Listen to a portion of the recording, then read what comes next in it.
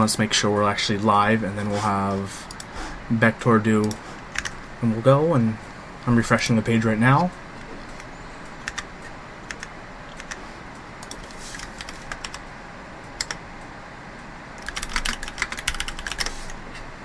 Am I streaming to my channel? I don't think so. Could be. You might be, because... My last stream, though, was Top Clack. Oh, yeah, we were live in Top Clack. Cool. Okay.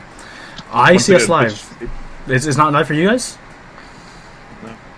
Oh, wait. Right. Now I'm getting an ad. It says Mr. Quake is now started watching. Yeah.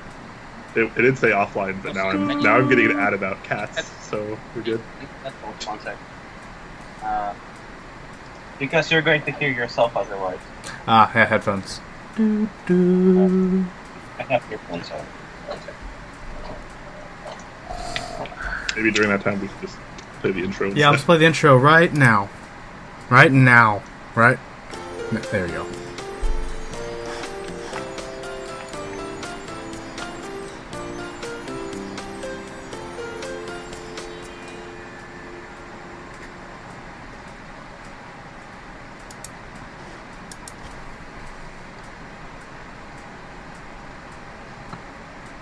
That's your cue, Bektour. Hey everyone, and welcome to Top Clack, a podcast or a live stream about mechanical keyboards and people who are interested in them, and also about waffles and pancakes. My name is Bektour, also known as Voluntary, and I'm also joined by my co-hosts, Huey, Man of Interest, and Brian Quakens. 10 out of 10. And today we have no guests. It's just me. Maybe I'm a guest. I'm not sure. And yeah, and that's pretty much it. We're going to discuss the latest news and probably just talk about stuff and keyboards. Awesome. So, Bektour, you've been gone for a little while, so I'm sure a lot of people in chat have noticed that. So, what have you been up to? Do you remember what Clack is, Bektour? That's the real question. Do you remember what it's like being on this show, hosting this show? Yeah, that's a good question. I think I've been away for like 2 weeks or so. 2 or 3 weeks. And I'm going to be away for 3 more weeks, starting like next week, which is a bummer, but I can help. So I was away for the previous 2 weeks because I was in Los Angeles. I was working for SIGGRAPH. It's a big conference, the biggest conference in the world in computer graphics and animation and computer games and stuff.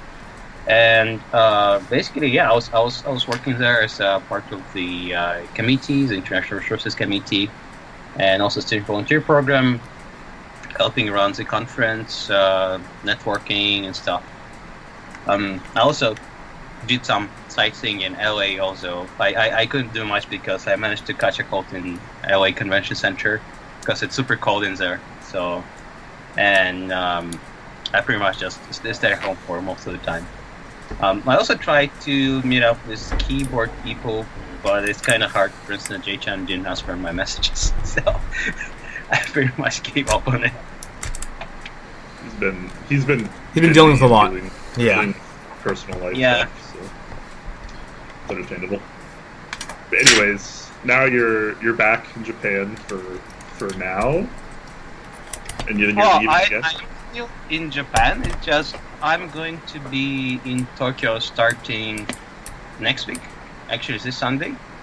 I'm going to be away for about 3 weeks. I will be working as a researcher at Entity Laboratories. Entity is the 5th biggest telecommunications corporation in the world. So it's a very big thing.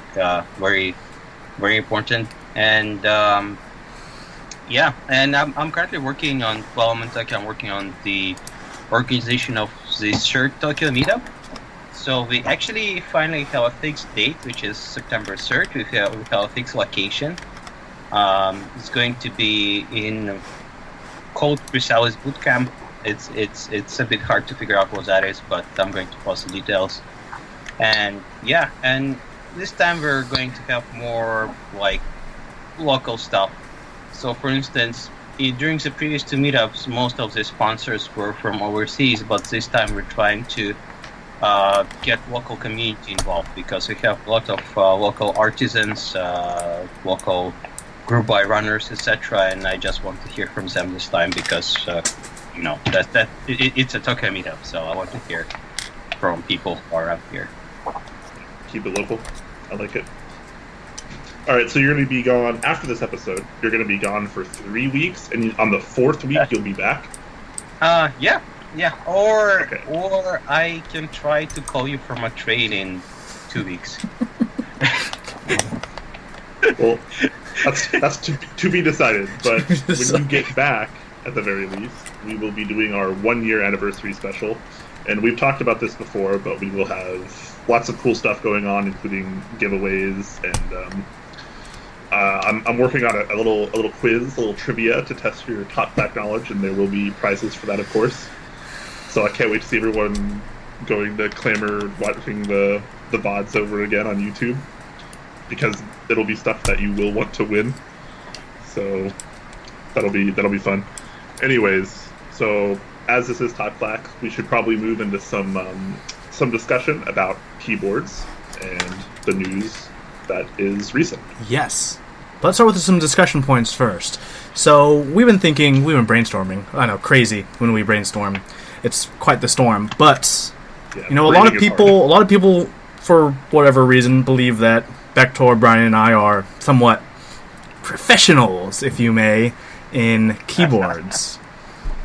But regardless, we're always here to answer questions. Again, one of the things that comes up a lot is about switch types. So I do want to talk a little about switch types, and let's kind of go with a little bit of what we're best known for really liking. So let's start with you, Brian. You've been a big proponent of linear switches since the name Quakeums hit the scene, right? Actually, no. I hated linears for like the first years. Oddly enough, but now it's my favorite of the 3 switch types. So let's go through what changed. What changed? Well, I think a lot of it was I was just able to experience more things. So I probably talked about this a little bit before, but my very first mechanical keyboard that I got before I was even in the community, this is when I was like a PC gamer and a PC enthusiast, and I built computers and stuff, was a Cooler Master Quickfire Rapid with MX Blacks. And I kind of looked around, and it seemed like MX Black was not a very popular switch type compared to the other Cherry MX switches. So I was like, I'll try that, because I like being different, because I'm a hipster and I live in Washington. So I got that, and I used that for a while. I enjoyed it for the most part. At this point, I didn't know any better, because this was the only mech I'd ever really tried, other than, Model M's back in junior high and elementary school. And so once I actually discovered the keyboard community and I got a little bit more into that, my next keyboard was a Corsair K65 with MX Reds. And I was like, I don't really like these switches as much as I like the blacks. And I sold that keyboard, then I bought a Poker 2 with MX Browns. And that was the keyboard that really got me into the community, not necessarily because of the way it felt. I mean, MX Brown's obviously a tactile switch, and looking back on it, I don't really care for MX Browns now, but at the time, it was like a revolution to me. And I remember opening that keyboard, and this was my first experience with a 60%, and I was like, What? Like, how is a keyboard this small?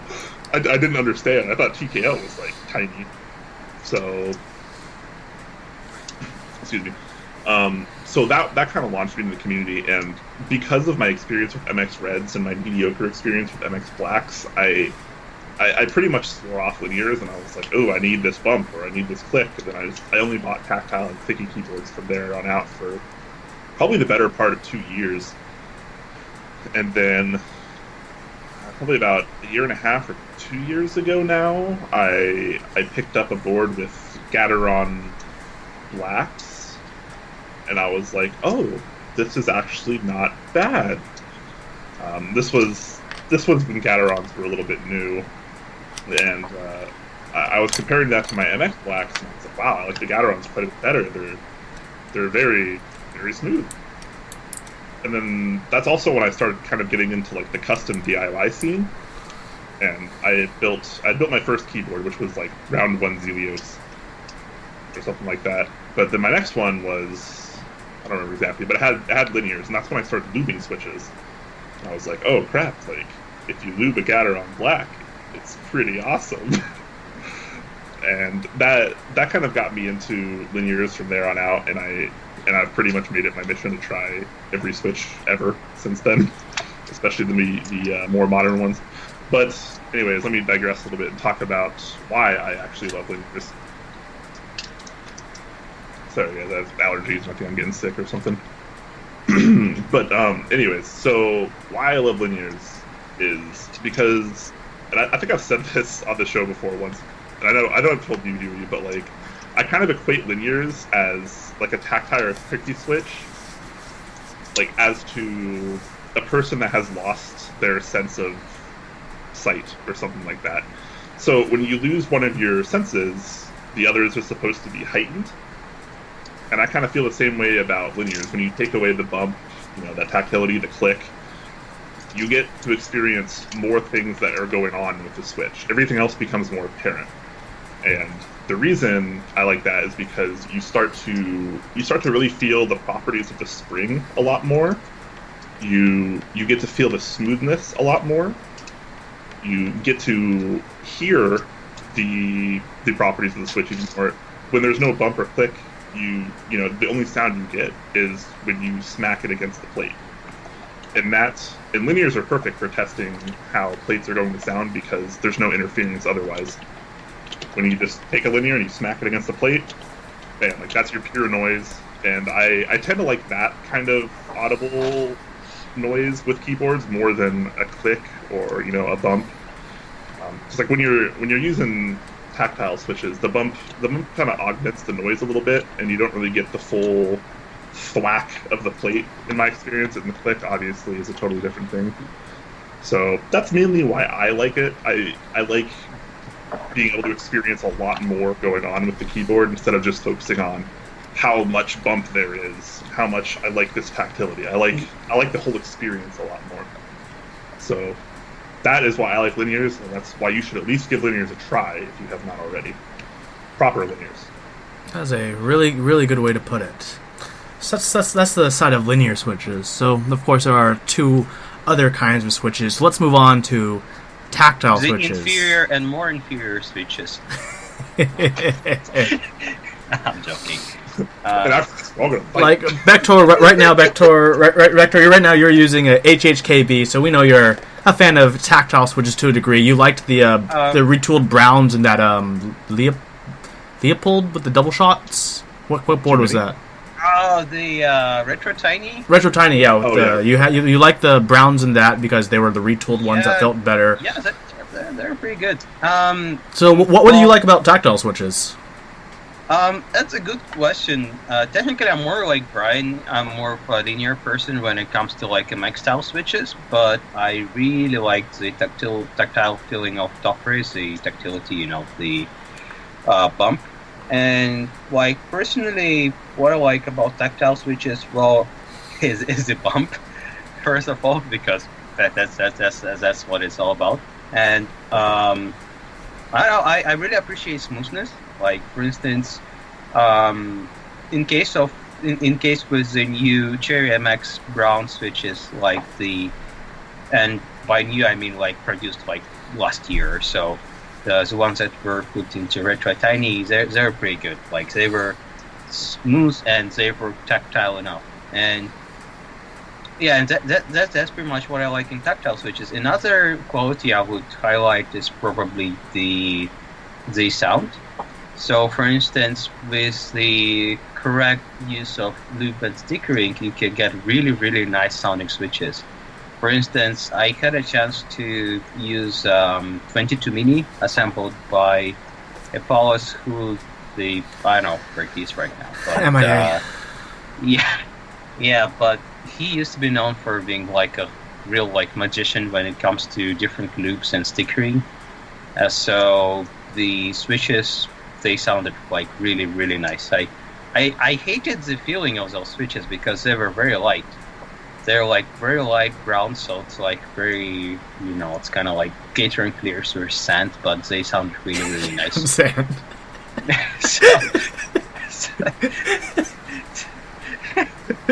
That's pretty much a lot. But yeah, I'll say the sound, the tactile bump, and if you got smoothness, like it's only a plus. That's good to hear. That's good. All right, Huey. Talk to us about clickies. Sell us on clickies. Clicky switches. Well, I think I can speak for all of us when I say that traditionally clickies are probably all three of our least favorite of the three main types. Am I wrong? No, you're wrong about that. I would put clickies above linears. But you know me, I'm a very brand new linear convert. True. You know that much. You're just now experiencing some of like good. Yeah, I mean, I've had lube vintages back before I liked linears, and I thought they were shit still. But let's start with me and my clicky adventure. My first keyboard, as a lot of people know, was a Quickfire Rapid MX Blues. Loved it. It was my first mechanical keyboard, CoStar stabs, Quickfire Rapid, great build quality for a $60 keyboard. Fan-fucking-tastic. Next keyboard after that, I know, right? We're gonna get. This is how Top Hat gets banned. Next keyboard after that was Ducky Mini, with a nice thick bezel. Before thick was in, I was still about that. I was an OG thick lover, but also MX Blues on that as well. And I've always really liked. I don't know what actually drew me to mechanical keyboards wasn't gaming or anything like that. It was I wanted a better typing experience, and for me, I love that audible feedback of the click. So that's what got me into it. And since then, I've always continued that adventure of, trying MX Blues and MX Greens and the Gateron clicky switches, then Aristotle stems, and now the big revolution that is the click bar with the new Kale switches, which are amazing, like the click bar that I have on my Kale right here. Amazing. So what do I love about click? It mostly comes down to that overbearing sound that puts you in charge. You hear your mistakes. You hear when you're correct. You hear your actions. And how they make the click mechanism, whether it's the MX click jacket or it's the new click bar in the Kale switches, that's also different, in my opinion, a much different feel than the traditional tactile feel of how it bounces off the leaf.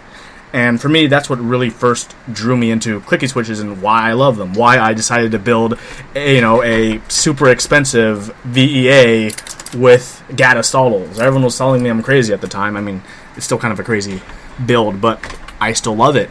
I still am building clicky keyboards all the time when people tell me it's an endgame board. It only should be lube linears or fancy. No, you guys are wrong. You guys are wrong. There's a real love for clickies in my heart, and that's why I love clicky switches. I think anyone who just loves the sound of clicky switches loves, harken back to the days of typewriters, IBMs with solenoids in them, and buckling springs when keyboards were loud, boisterous voices that don't. Well, I mean, it used to not annoy people because everyone had loud keyboards, but nowadays it's tougher. But people look at you weird. Yeah, like why don't you have like a quiet, like Apple MacBook keyboard that's all quiet and stealthy? No. I'm here to announce my presence. And that's why the new MacBook keyboard is not stealthy at all. No, it's it's. But annoying. I mean, I definitely understand people's, aversion to clicky switches. Since, like some people were pointing out in chat, you can't bring them publicly. You can't bring them to work most of the time, unless like you have your own office or you just have really, really chill coworkers. But for me, like that was never an issue. And I really didn't like tactile switches that much either when I first started in the community. Like after Blues, my girlfriend at the time got a DOS keyboard with MX Browns, and like this was my expression to MX Browns. Oh. That was my expression. When I had MX Browns, and I was like, this DOS is like a horrible. And I didn't like tactiles until I got my first board with Ergo Clears, which was a Gone Nerd TKL with 62 gram lube Ergo Clears, and I was like, okay, tactile switches are good. I just can't have any of them stock and be good. which is still true to this day, except for Halo switches, which another story. And then linears, as a lot of you in chat know, and Brian Bektour knows, I really didn't like linears until I got my Panda switches, even though people are like, that's like the worst switch to convert to linears with. But I loved it. And then Brian's like, hey Huey, these blacks are great. These box blacks are great. If you like the weights...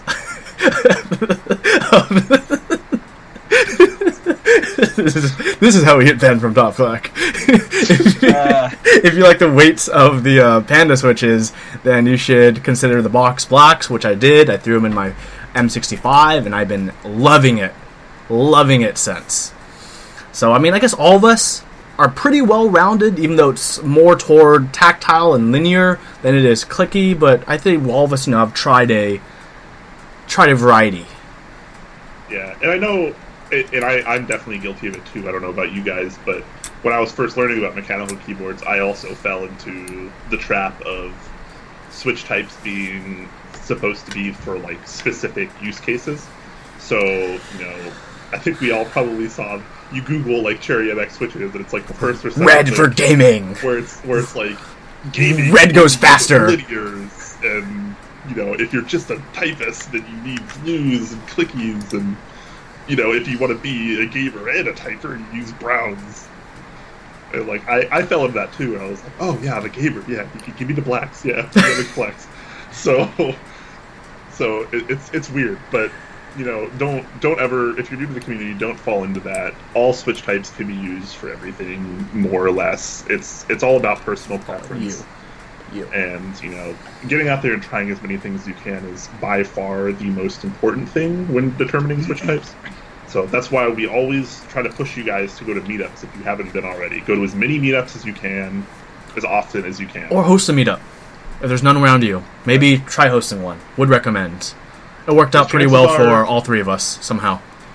Yep. And chances are other people will show up, and they will bring keyboards and switch types that you have not tried yet. So... And that's how you can try them for free and learn about them and talk to other people that are passionate. So, yeah, switch types. They're cool. Try things. So, actually, this is weird. We actually have, prepared topics. Usually, in case, you guys in chat don't know, I usually make them up as we go, but this time I actually prepared them. So, the next thing I do want to talk about... We're scarily prepared. I know. Is a big thing that involves the whole community, which is vendors, There's Originative, there's Keyclack, there's Massdrop, there's Mech-Key, there's Novel Keys. I can go on and on and on and on about so many different vendors. But the good question is for everyone, what makes a good vendor compared to not necessarily a bad vendor, but an unknown vendor?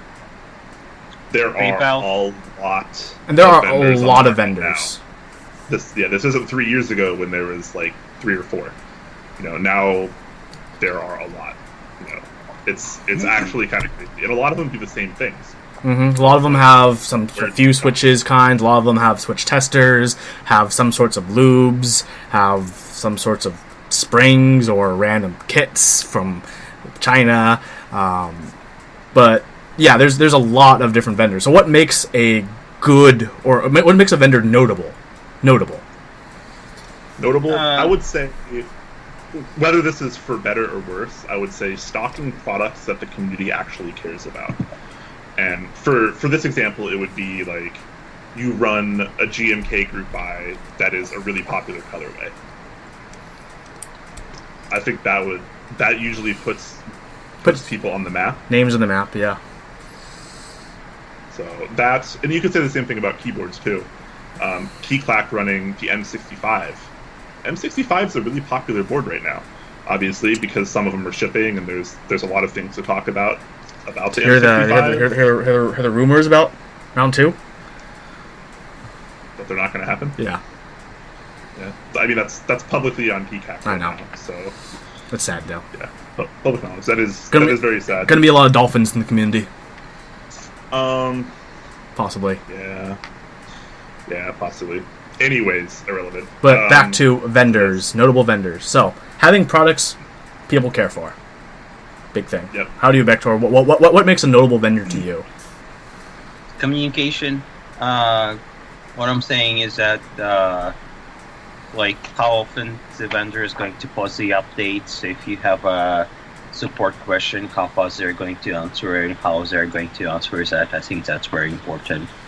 Like, for instance, I had a chance to but to buy from KBD funds, and I really appreciate their like communication effort. I mean, they for instance, I asked them for a refund, and they process it like really quickly with no extra problem. They've been on it. Yeah. Communication. So it's kind of similar to what's happening with Massdrop. Like, I've heard people are complaining about the like emerging communication issues. I'm wondering how they're addressing that actually. No Chance RPG actually brings up a fairly good point. There is a difference between normal vendors and group buy vendors. Yes, there is a difference. Like right now, for the most part, Keyclack is group buy exclusive currently. So obviously, there's big differences there between him and someone like SwitchTop.com, who doesn't really run group buys but just has a bunch of stuff in stock. Obviously, there. So the thing about group buys, and here's another point I think makes a good vendor, but this is also something that's somewhat out of their control, is just never having issues or delays. Obviously, that's not really always a possibility, particularly when you're a group buy vendor, because you don't know what's going to happen at the manufacturing level, and a lot of times that's often out of your control, and there's nothing you can do about that. So if you're really lucky and you only work with the best manufacturers that never have issues and always do everything, according to timeline, then you're a lot better in the community's eyes. Because for the average consumer, when there's an issue with a group buy, who do they blame? It's not the manufacturer; it's the group buy runner or the group buy vendor, etc. They don't care about the manufacturer. They want to know what's wrong with their product. They want to know where it is, and it's the vendor's fault because they're the one they're buying through. And that's pretty unreasonable, but at the same time, that's how people view it. And it's really unfortunate to people like J-Chan, for instance. And if you actually go take a look at that group buy thread, the M65 group buy thread, he's getting a lot of heat. A lot of heat. He's getting a lot of heat because J-Chan does a lot of things.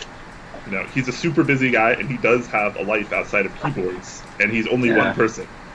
Yeah. And when you're running really popular group buys like the M65 and like a bunch of GMK sets and this and this and this, and you're trying to work on a new site, and like so many things are going on, and you're only one person, and you have thousands of customers, and hundreds of people asking you questions every single day, it's hard for one person to keep up, and people don't cut him enough slack. And there are other group buy runners and vendors in a very similar scenario. It's tough with how the community is growing lately. There's a lot of people looking to buy a lot of things, a lot of new things on the market. Piggybacking back on what you said as well about the issues. It's good if you have no issues, which is getting difficult. Isn't it kind of a sign in the community that it's expected nowadays for things to go wrong, for delays? Like, almost every time there's a group buy, everyone's like, yeah, add a month to it. Like, is it bad? That's not the norm? I mean, that's another discussion topic, but it's... Is it bad? Yes, but at the same time, it is expected. People don't know this because the average users don't work directly with manufacturers. No, they don't. It's tough. They don't realize that it's not all going perfect all the time. That's not how this works. And it's amplified when it's pushed through a medium like a group buy vendor or a store in our community who's like, hey, this happened, expect 3 more months for this group buy. And to a manufacturer, it's like, whatever, that's nothing, that's a drop in the bucket. We're still getting paid, we're still cranking out product, that's fine. But then this person in the middle, like J-Chan, for example, Keyclack, has to tell all these people that are in this group buy that all these things went wrong, and now everyone's like, where's my pitchfork? Like, why is J-Chan so terrible of a person? I don't understand. Like, how could one person do this to all of us? It's like, that's not really what's going on here. So yeah, you gotta cut people some slack, man. I mean, if J-Chan were like a full service company with like hundreds of employees, that's one thing. But one guy, trying to do everything. So, everyone, please keep in mind, if you want to be a good or notable vendor, have good communication, have products people want, and have nothing go wrong in your group buy which you have no control about. Win the manufacturing lottery every single time. Yeah, but tough. I think part of that is actually remedied by the community just being more knowledgeable in general. Yeah, the community's getting better at it in a way. When you join a group buy, expect things to not go as planned, and don't be upset when they don't go as planned. You join a group buy because obviously you have that time to spare. You're okay with waiting 3, 4, 5, 6 months for a keyboard because that's how group buys work. You're not buying a product that's shipping next day. So just have the correct mindset when you go into a group buy, and that's how it goes. Know the risks. Yeah. And don't whine about it when things go wrong in a group buy that you're in, because you should have known the risks before they happen. Unless the risks could have been thoroughly prevented, and the risks are completely the group buy runner's fault for some, which does happen from time to time. It's understandable to be critical in those situations, but if it's literally something completely out of their control, then you're blaming the wrong person. That's what it comes down to.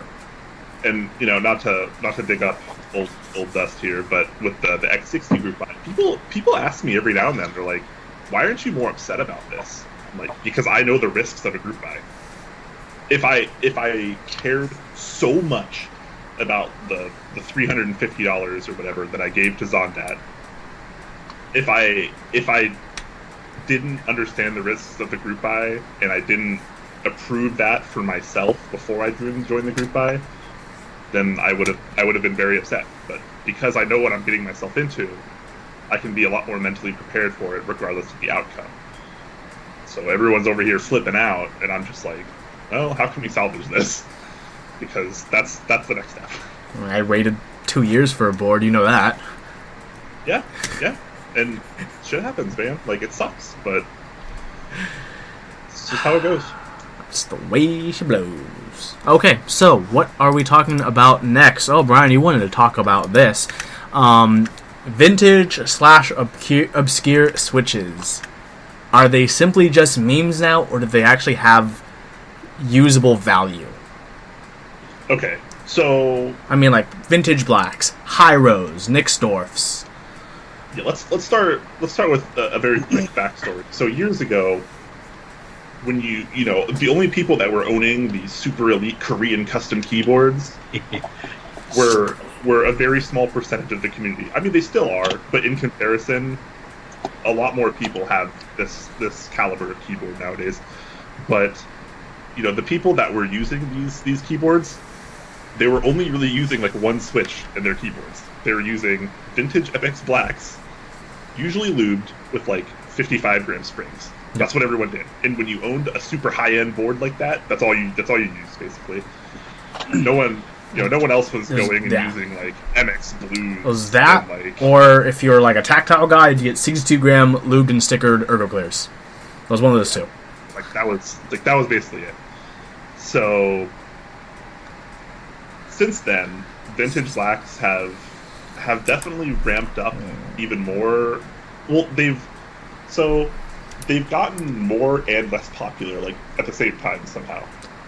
There are a lot of people using them now, and a lot of people herald them as, the best linear switch.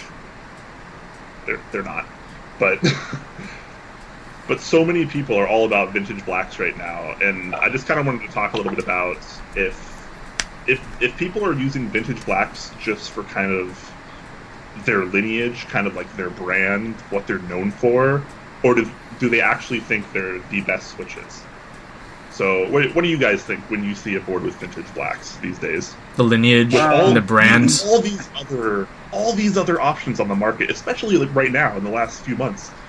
So many other things you can buy right now. Is it just the lineage? Yeah. I mean, they're not that they're bad. They're good switches, but they're not worth the price and work you put into them. when there are other options that are as good / better for cheaper. And the thing about vintage blacks is they're wildly inconsistent on not even each individual switch in the keyboard, but also what a vintage black is. So... yeah. So Invisibility says vintage blacks are cheap, and that's... it depends on who you are. I mean, not everyone can get them cheap. Some people can, some people can't. I've seen them 50 cents, I've seen them 30 cents, I've seen them $1. Yeah, I would say not the average user can just get vintage blacks for 30 cents. Yeah. If you know the right people, you can. That's everyone is you, Chris. Exactly. You got to look at this from a perspective of the average RMK user, who you can't just go to a store and buy vintage blacks. That's not how it works. Yeah. Like, I can go to a number of stores and buy Gateron switches. I can buy Kale switches. I can buy Cherry switches. But I can't buy vintage Cherry switches from a store. You have to go through specific people r/mech market. Yeah. But again, you're going through like a risk. You're going through like specific people. You're not just going to, a store that possibly has backing, possibly has some kind of insurance and protection, etc. Yeah, I realize the heroin Bob is very new to the scene, though, all things considered. eBay is a source, but most of the ones on eBay, 99% of them, you have to desolder the boards yourself, still work.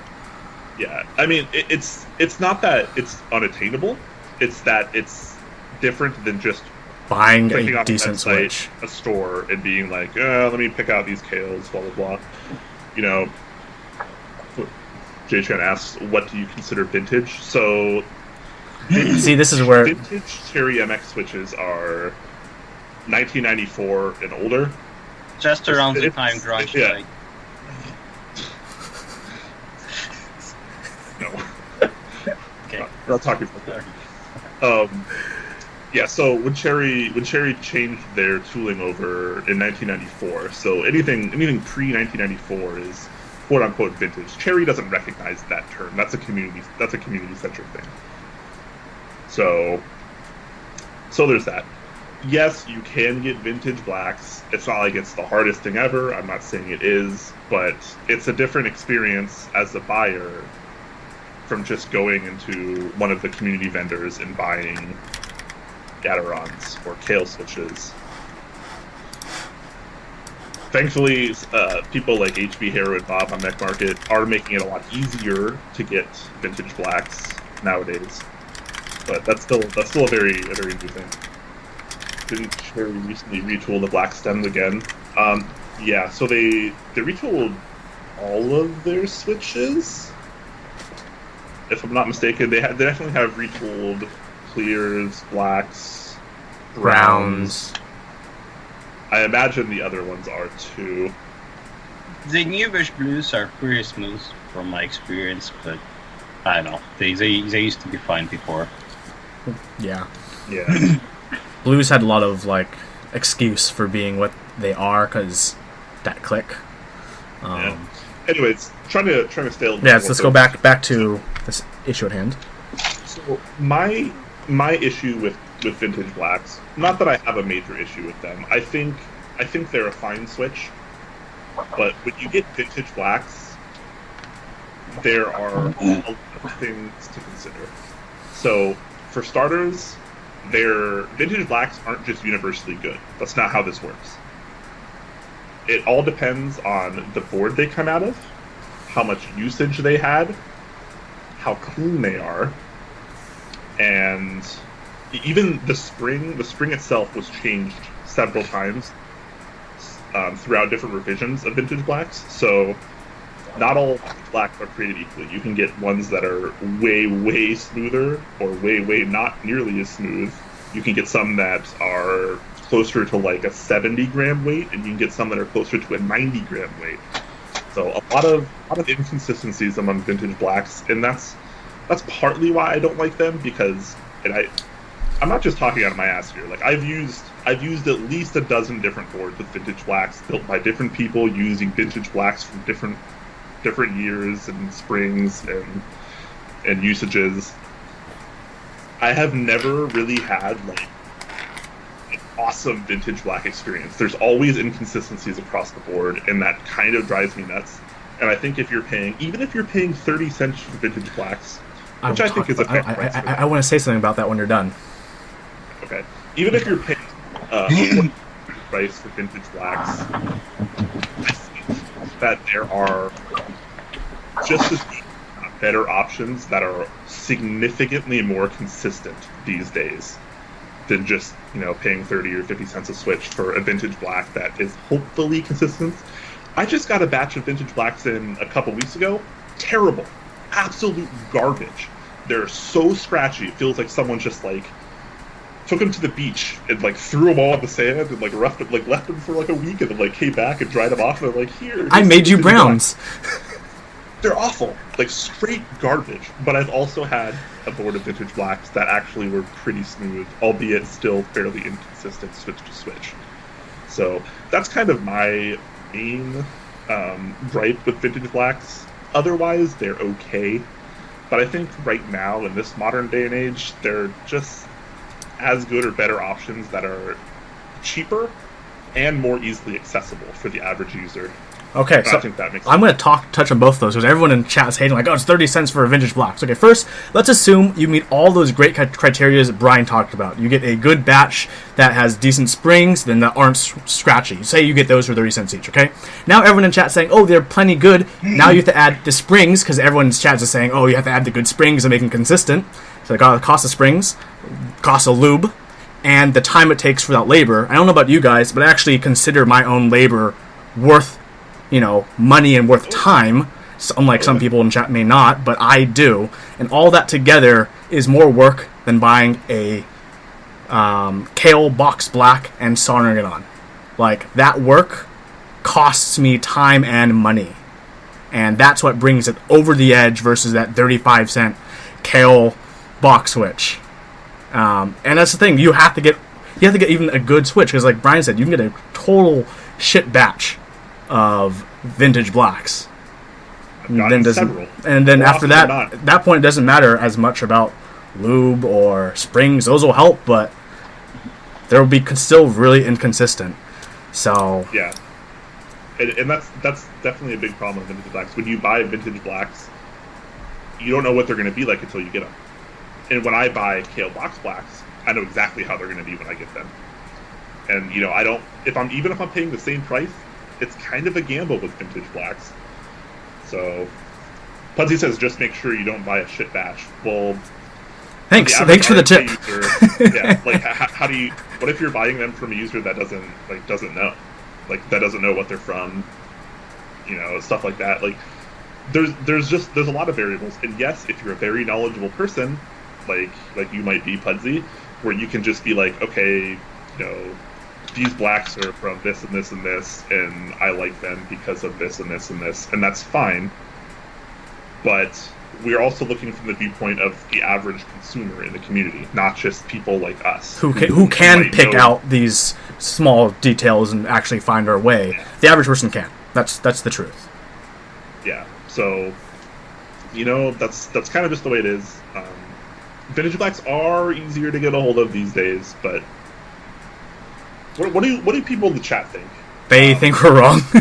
they probably think we're wrong. But most of the people that think we're wrong have probably either only used one board with vintage blacks that they thought were pretty good, and or have not used a lot of the alternatives on the market today. Yeah. Yeah. Just make sure you do your research. Yeah. In a perfect world, everyone knows everything. Can't really argue with that. Does the average person build $400 keyboards? More and more are starting to get to that point. I mean, you start somewhere, right? You start somewhere. Yeah. Think about how many people want an M65. I mean, once you've gotten switches and keycaps and stuff, that's upwards of a $400 board pretty easily. And a lot of average RMK members are wanting an M65. So, as prices kind of go up a little bit, people are willing to pay them.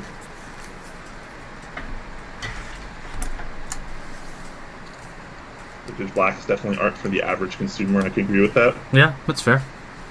I mean, I think they can be for everyone, but it's just there's a lot to think about with vintage blacks, honestly.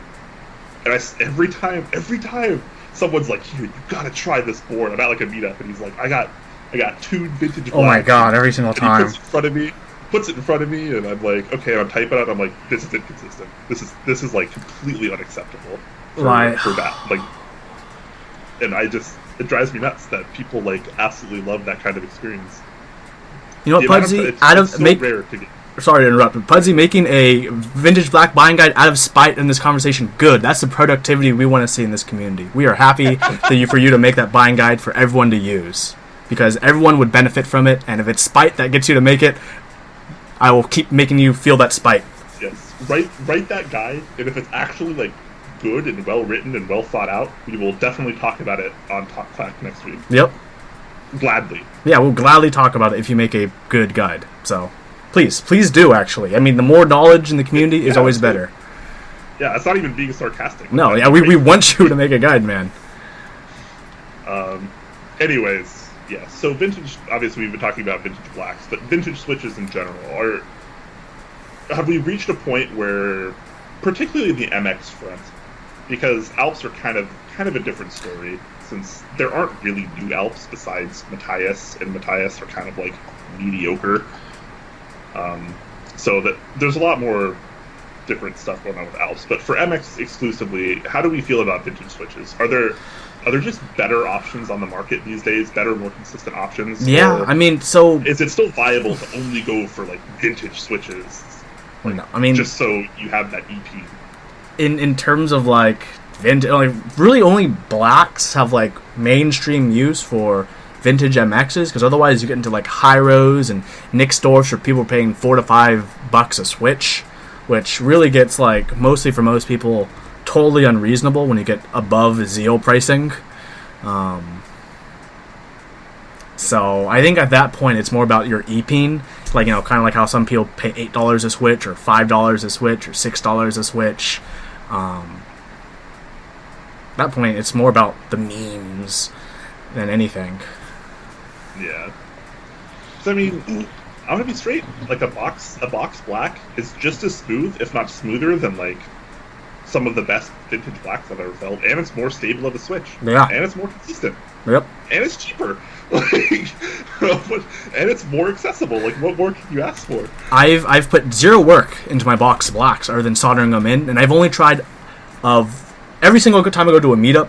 You know, I've been known as the person who doesn't care about linear, so there's always going to be 3 people who come to me at every meetup and say, "Huey, you gotta try this vintage black keyboard. It'll revolutionize your mind about linears and vintage blacks." There's only been one vintage black keyboard I've tried that is better than my box black switches. One. And it probably had a lot of work into it. It had a lot of work, but it was definitely better, considerably better. But it's only been one out of like over a dozen, so. Yeah. Regulus just says box blacks don't give you EP. That's true. That is very true. If right now that's true. If anything, they turn your EP into a box shape.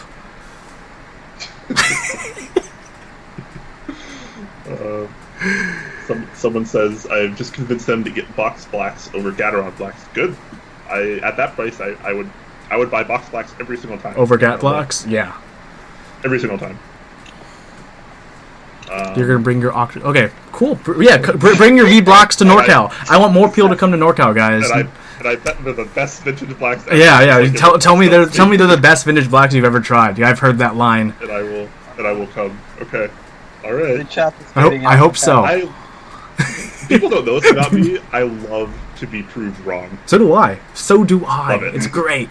It's great. Change my mind. Because that means there's more knowledge that I don't know yet, and I want to know. I lust for knowing things.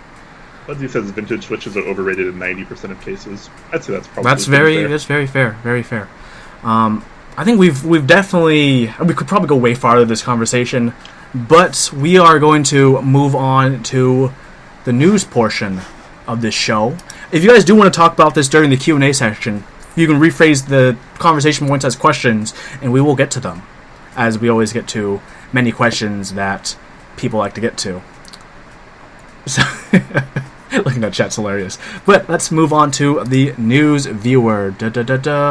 Brian, what's happening in September? In September? Yeah. Well, our buddy Oblatsky will be releasing Oblivion SA on Massdrop. I'm going to copy pasta real quick. So, like I just said, SA Oblivion will be coming to Massdrop in September of this year. So, if you're really enjoying that in Oblivion colorway in GMK, which has not shipped yet, but if you like that colorway, but you absolutely hate Cherry Profile because you're a heathen and you prefer SA, then if you hate Cherry Profile, you're wrong. Yeah, if you're a heathen, you know, some people are. But either way, it looks really good, as SA often does. But then I just imagine typing on it, and I'm like, I do. So I have a board with SA Godspeed on it, and it's in a blue, like almost like a matching blue hammer case, and like I love the way it looks. But then I go to type on it, and I'm like. See, Brian, that's why I might get an SA set in the future for my display case keyboard. Cause that display case is pretty legit. Right? Where'd you get that? I need one of those. Amazon. It's supposed to be for like model cars, but I don't have model cars. I have keyboards. So I threw my keyboards. I think you need to put the link. In the chat. I'm already asking for it. Okay, I will find it. Okay, Mega, calm. I will get you. I get you the link after the stream. I can't search around the internet because my browser is what's streaming. So, anyways, SA Oblivion coming next month. Check it out because Oblatsky's cool. The set is cool. And if you're heathen, obviously. What number do you guys think will hit? Do you guys think it will be greater or less than the sales for SA Carbon? Less. Sorry, Blotsky. Love you, but Carbon had so much hype writing it. Yeah, Carbon. Yeah, Carbon's just been too much hype. I think Oblivion's a better set, personally, but that's just my preferences. But I think in the community overall, Carbon is just always going to be a more popular set than Oblivion. Okay, what's? Oh, Brian, let's go back to you, Brian. You did some talking this week. Yeah, you did a little AMA. So like, did people ask you about like pancakes, or did they ask you about like your beard what did they ask you about? Yeah, so I did an AMA about breakfast, and you know, that particular morning I was having Tealios for breakfast, so it was good stuff. I don't even know what to call this, honestly. So this is my review of Tealios that I posted the other day. Wound up being pretty wildly popular in terms of upvote percentage. I don't usually get 94% on my reviews, so that's pretty cool. But I started writing it, and I was like a third of the way through it, and I was like, you know what, this is boring. Let me change how this review is done. So I basically altered it to where I would ask myself questions that I thought people would want to know the answers to, and then I would answer them. And then I also opened it up for people in the comments to ask me questions about the switches, since I am, aside from Zeal, I'm basically, I think, the only person that has Tealios right now, particularly a full board of it. So I opened that up, and there was a lot of questions in the comments, and there were a lot of good discussion points in the comments. So definitely check that out if you want that kind of knowledge, because it's a really good read, both the post and the comments. And I even do have a typing video at the end there, because a couple people were asking me for it. So, Brian, as a quick TLDR, or TLDW for the video, thumbs up or thumbs down, considering the fact you got it free. Considering I got it free? Yeah, considering okay, and if you had to consider the fact that you had to pay $1, not the group buy price, but $1 for them. Thumbs up, medium, down, 75%, 25%. If you had to pay the whole price retail. Can you do a 60% thumbs up? Okay, so here are a couple things to consider. If TLDR, if you don't want to read my review, I think they're the smoothest MX linear switch that I've ever used. I think they're smoother than Box Blacks. I think they're less wobbly than Gateron. Maybe as wobbly as Cherry. It's not as much of an improvement in wobble as I would have hoped, personally. but they are incredibly smooth and they are a little bit sturdier than normal mainstream Gaterons. So, actually, what's funny is, I think I say this in a review somewhere, but honestly, like, after I started using my M65 with Tealios, I was like, these almost feel like they're lubed a little bit. Like, not just a little bit on the legs, but, like, they actually feel like they have, like, a very light coat, like, everywhere. Maybe they do. That's how smooth they are. It's possible. I actually haven't taken them apart yet. But, overall, I think they're a very good Switch. And you gotta remember, even though this is Zeal round 7 or whatever, this is round 1 of Tealios. So this is like the breakout linear for Zeal right now. Only comes in 67 gram, but it is still essentially round 1 of Tealios. So hoping to get some improvements, particularly in the wobble, I think would be good. But you know what Zeal said about wobble though, right? He says you can't make a smooth Switch unless it has wobble. Those are his exact words. What about box blacks? Well, Zeal doesn't believe they're smooth then. What about box dark yellows and dark reds? Or yeah, he has said that. You know, he says, you know, once you make them, you know, too tight, you lose smoothness. I haven't lubed box blacks yet. I'm willing to challenge lube box blacks against these once I get these. Yeah. So what Zeal says makes sense, but box blacks are smooth and stable, and they're easily the least wobbly Switch in the MX format that I've had. So. I don't know. That's me. I don't know. Anyways, check that out. Tealios are good. As for your question, Huey, $1 a Switch. If you were the person who found out late but still wanted to hop on, $1 a Switch. Okay, so here's actually, this is in the comment section of this post, and this is worth bringing up. So me and this other guy were talking, and there's kind of a concept in the PC community that we used to use a lot where, for instance, if you're building a gaming computer and you have a graphics card that's $200 and you have a graphics card that's $400 and you're wondering which one to choose. So obviously the one that's $400 is twice as expensive. Let's say it's also twice as good. But in the overall grand scheme of things, it doesn't increase your computer costs by 100%. It only increases your graphics card by 100%. But it increases the entire performance of your computer for your use case by twice as much because you're playing the game with this computer. So in the grand scheme of things, you're only paying, let's say you're paying 20 or 25% more for your computer overall by choosing the more expensive graphics card. You're getting double the performance. So that's something to kind of consider here. Switches too. Obviously, you know, when you spend $60 on 60 switches or $30 on 60 switches, that's a pretty big difference. But in the grand scheme of your $400 keyboard, $30 more really doesn't seem like that much more. So, where's that thumb at? I would 90? It's not 90%? 85? This seems pretty up there.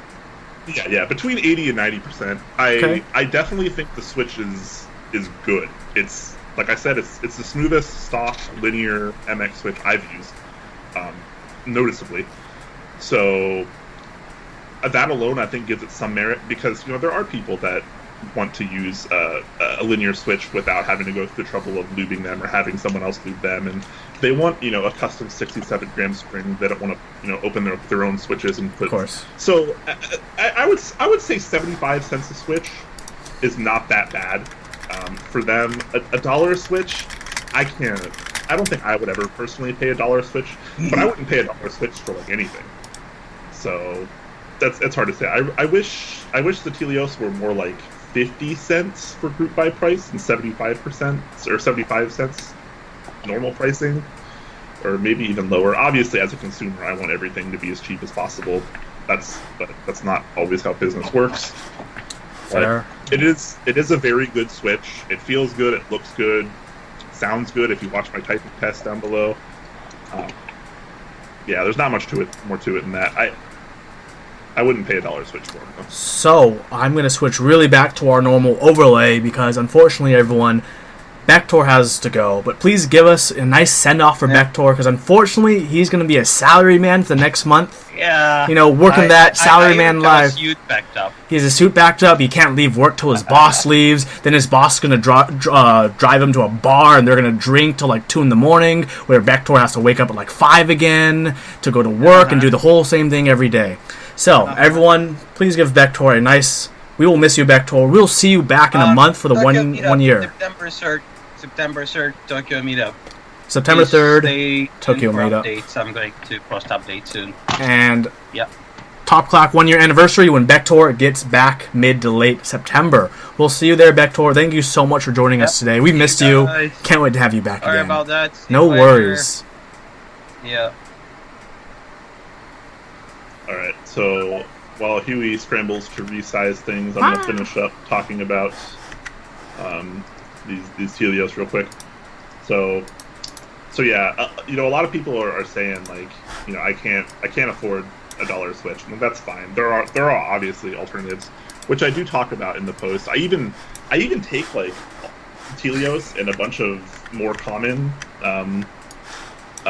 switches that you're able to find these days, and I kind of do how smooth I think they are in order, and how much wobble I think they have in order.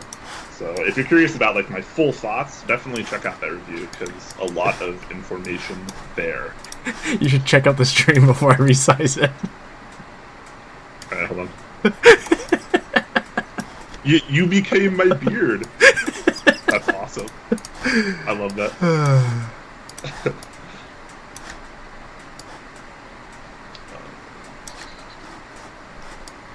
Like trying to catch up with the chat. The chat's probably just like grilling me right now because I'm not just tipping vintage blacks.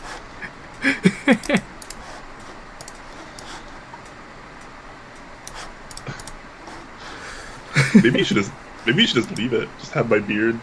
We'll have a separate beard cam in the future, like your camera, and then funny. Like a corner of your camera will just be a close up of the beard and lower lip.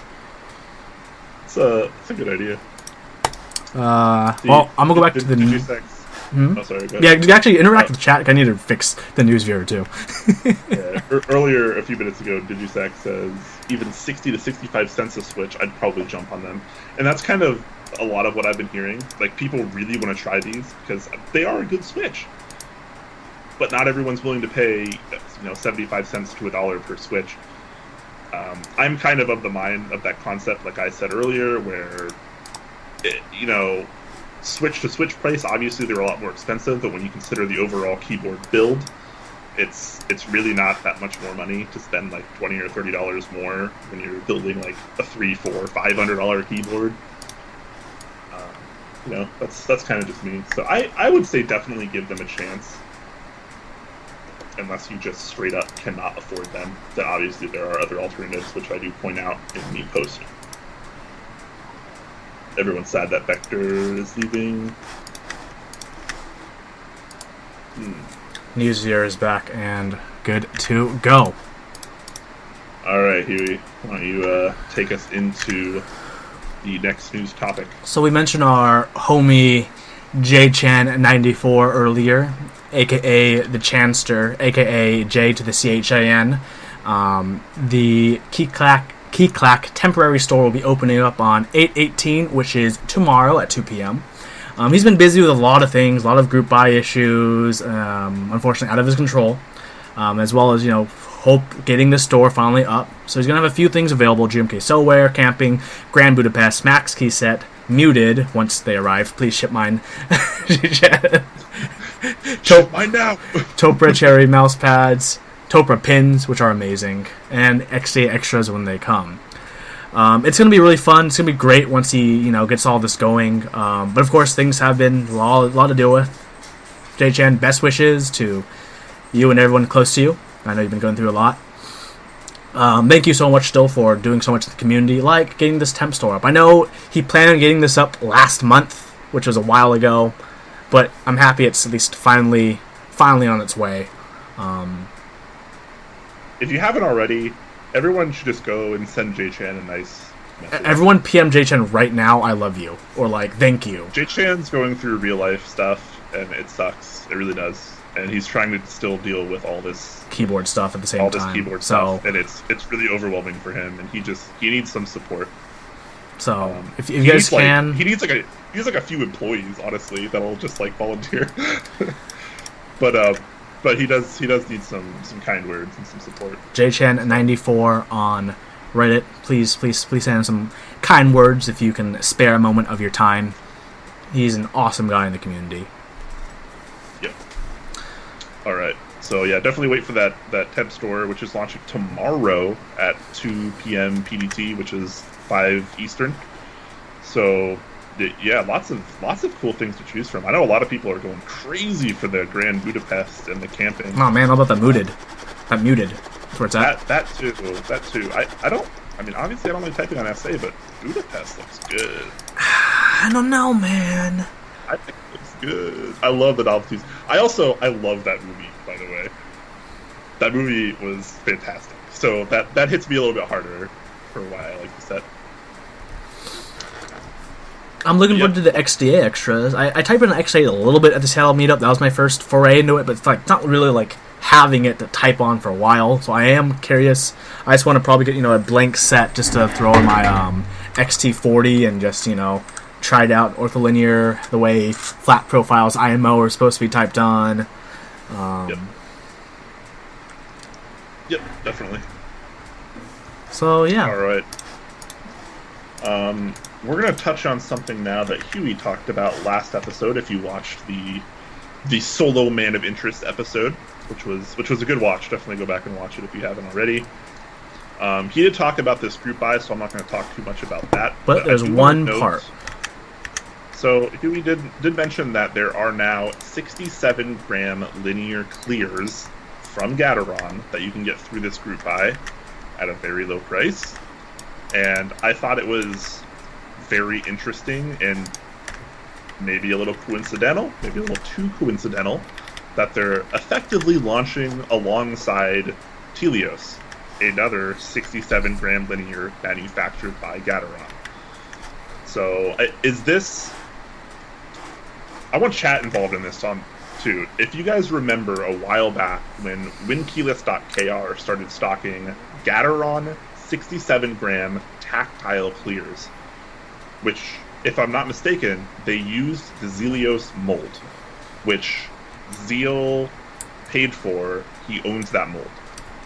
So Gateron was making switches that were essentially a competitor to Tealios. They almost were Tealios, except they used a black bottom instead of the clear polycarbonate bottom or whatever Tealios used.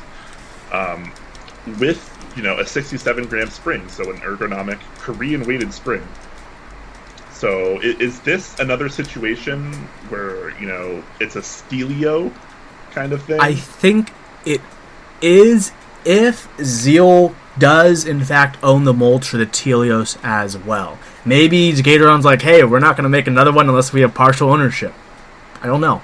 Obviously, we don't know the contract. He hasn't... I don't think Zeal has made a statement about this yet. At least I haven't heard a statement from him about this. He was very quick about the...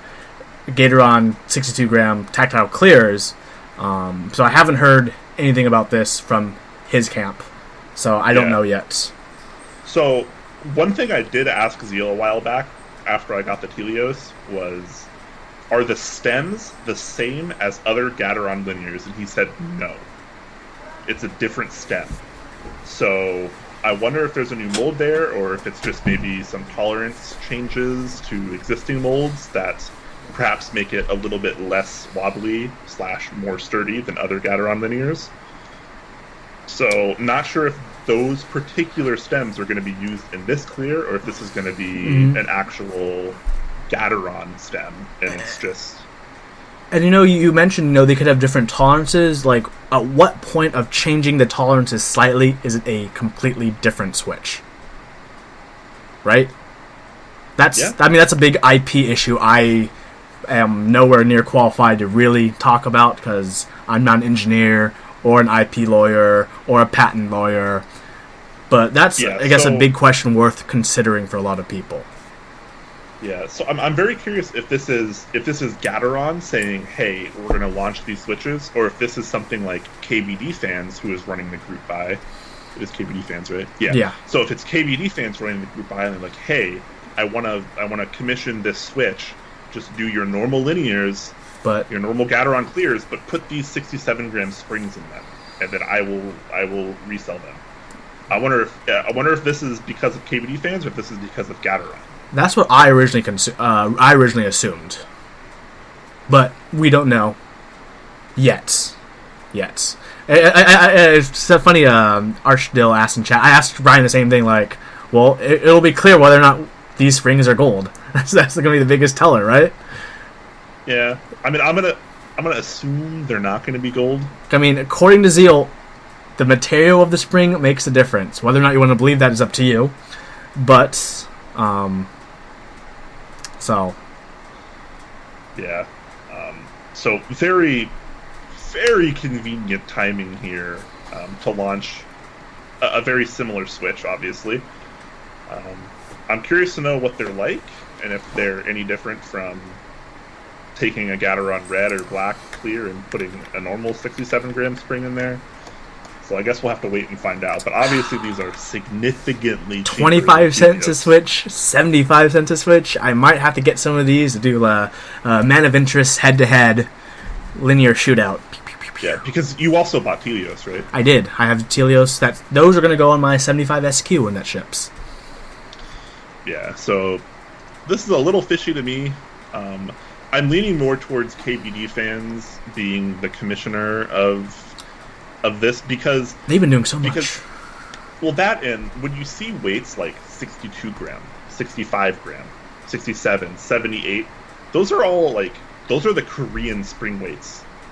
Those aren't something that you see, manufactured Chinese springs like 45 gram or the ones that you see in like MX Reds, Gateron Reds, and like all the Gateron switches that are kind of like, you can't buy those particular weighted springs. Like you can't just go out and buy like Gateron red springs. It's a slightly different feel. It's kind of an off weight, if you will. So this is clearly a spring that Gateron wouldn't have considered using themselves, in my opinion. So I'm leaning more towards KBD fans being like, hey, I want these springs in your normal clears, and then I'll sell them as clears. Very interesting to see how this turns out, though, and I'd love to see Zeal's thoughts on this. Yeah. I know this is off topic, but this relates to KBD fans. I'm looking at the sidebar, like, Tina for $120. Holy shit, that's cheap. That's pretty cheap. Right? I'm looking at my E6 invoice. I'm like, oh, gosh. Okay, well, enough of that. We saw a really cool interest check this week. Actually, yesterday. GMK Dark Sky. Yeah, why don't you talk a little bit about this one, Huey? Since I've been rambling. Well, it has some decent compatibility. I don't like the F and J highlights. I don't like the Q and insert highlights. But I like the rest of the set. Maybe someone in chat can tell us why there's a Q and insert. I know there was one for Dolch. I know, was it Kekon or one of the guys who's running Dolch on Keyclack also has the Q accented as well. So it's a thing. I mean, I like the colors. It's simple. Yeah, it's a nice looking set. I'm a big fan of really simple sets like this that are only, 2 or 3 colors. I hope someone in chat needs to tell me why the Q is an accent and the insert, because I don't. Hold up, I think Pudsey is about to. Okay, Q insert highlight. I mean, Q insert is for the FC660 M and C because you do function Q on the FC660s. The insert light pops up. Oh, he says from a way board. Okay. Okay. Some vintage, yeah, I've seen some vintage boards with those accents, with the Q accent as well. Why though? I am not sure. Really, but I just wouldn't use those accents. I assumed it was a vintage thing. I didn't know from what though. Way though. Thank you for that Budsy. Yeah. Can anyone tell us why the Q is accented though? Violent Vice where he says, because he wanted it to be. Yeah, the designer said he had no reason otherwise.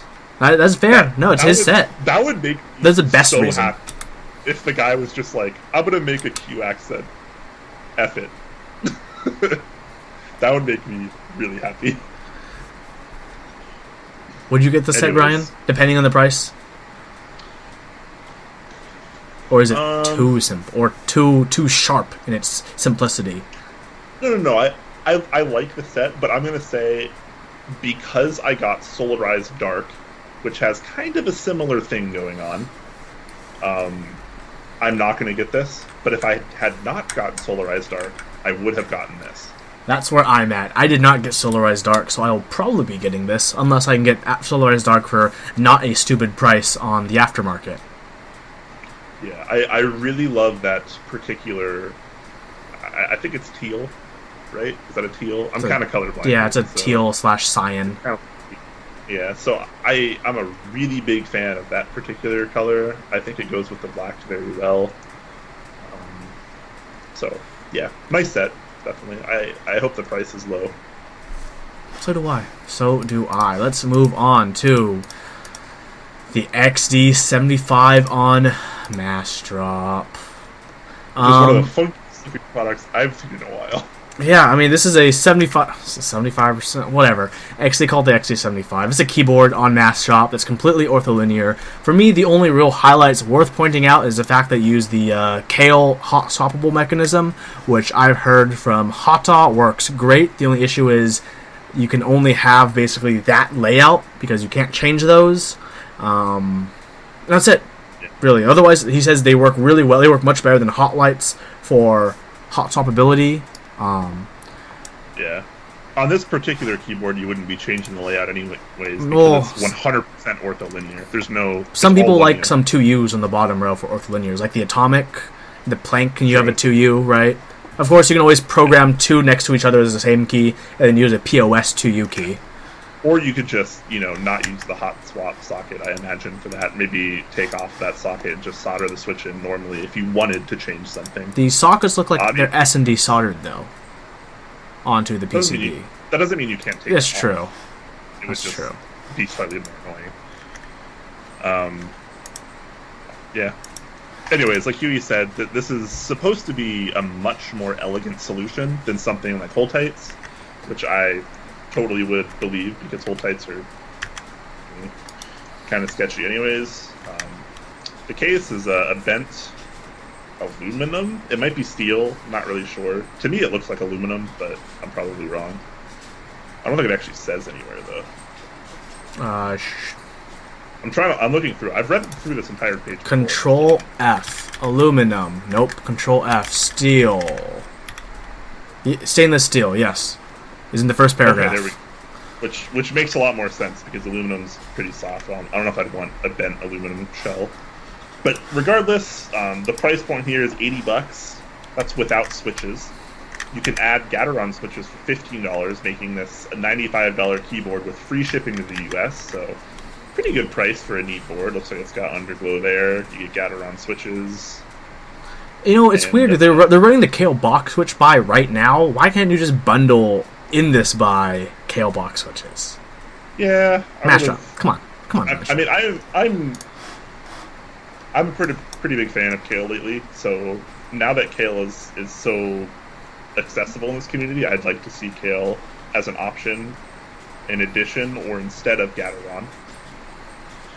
My personal preference. Kale is obviously still pretty new, even though it is so accessible, so I don't think people have discovered their love for Kale yet, which you will if you start using several Kale switches. Just like Gateron. When Gateron happened, they were like, oh my god, this is so much better than Cherry, because in a lot of ways it is. And now Kale comes along and it's better than Cherry and Gateron in a lot of ways, so Progress. Just give it time.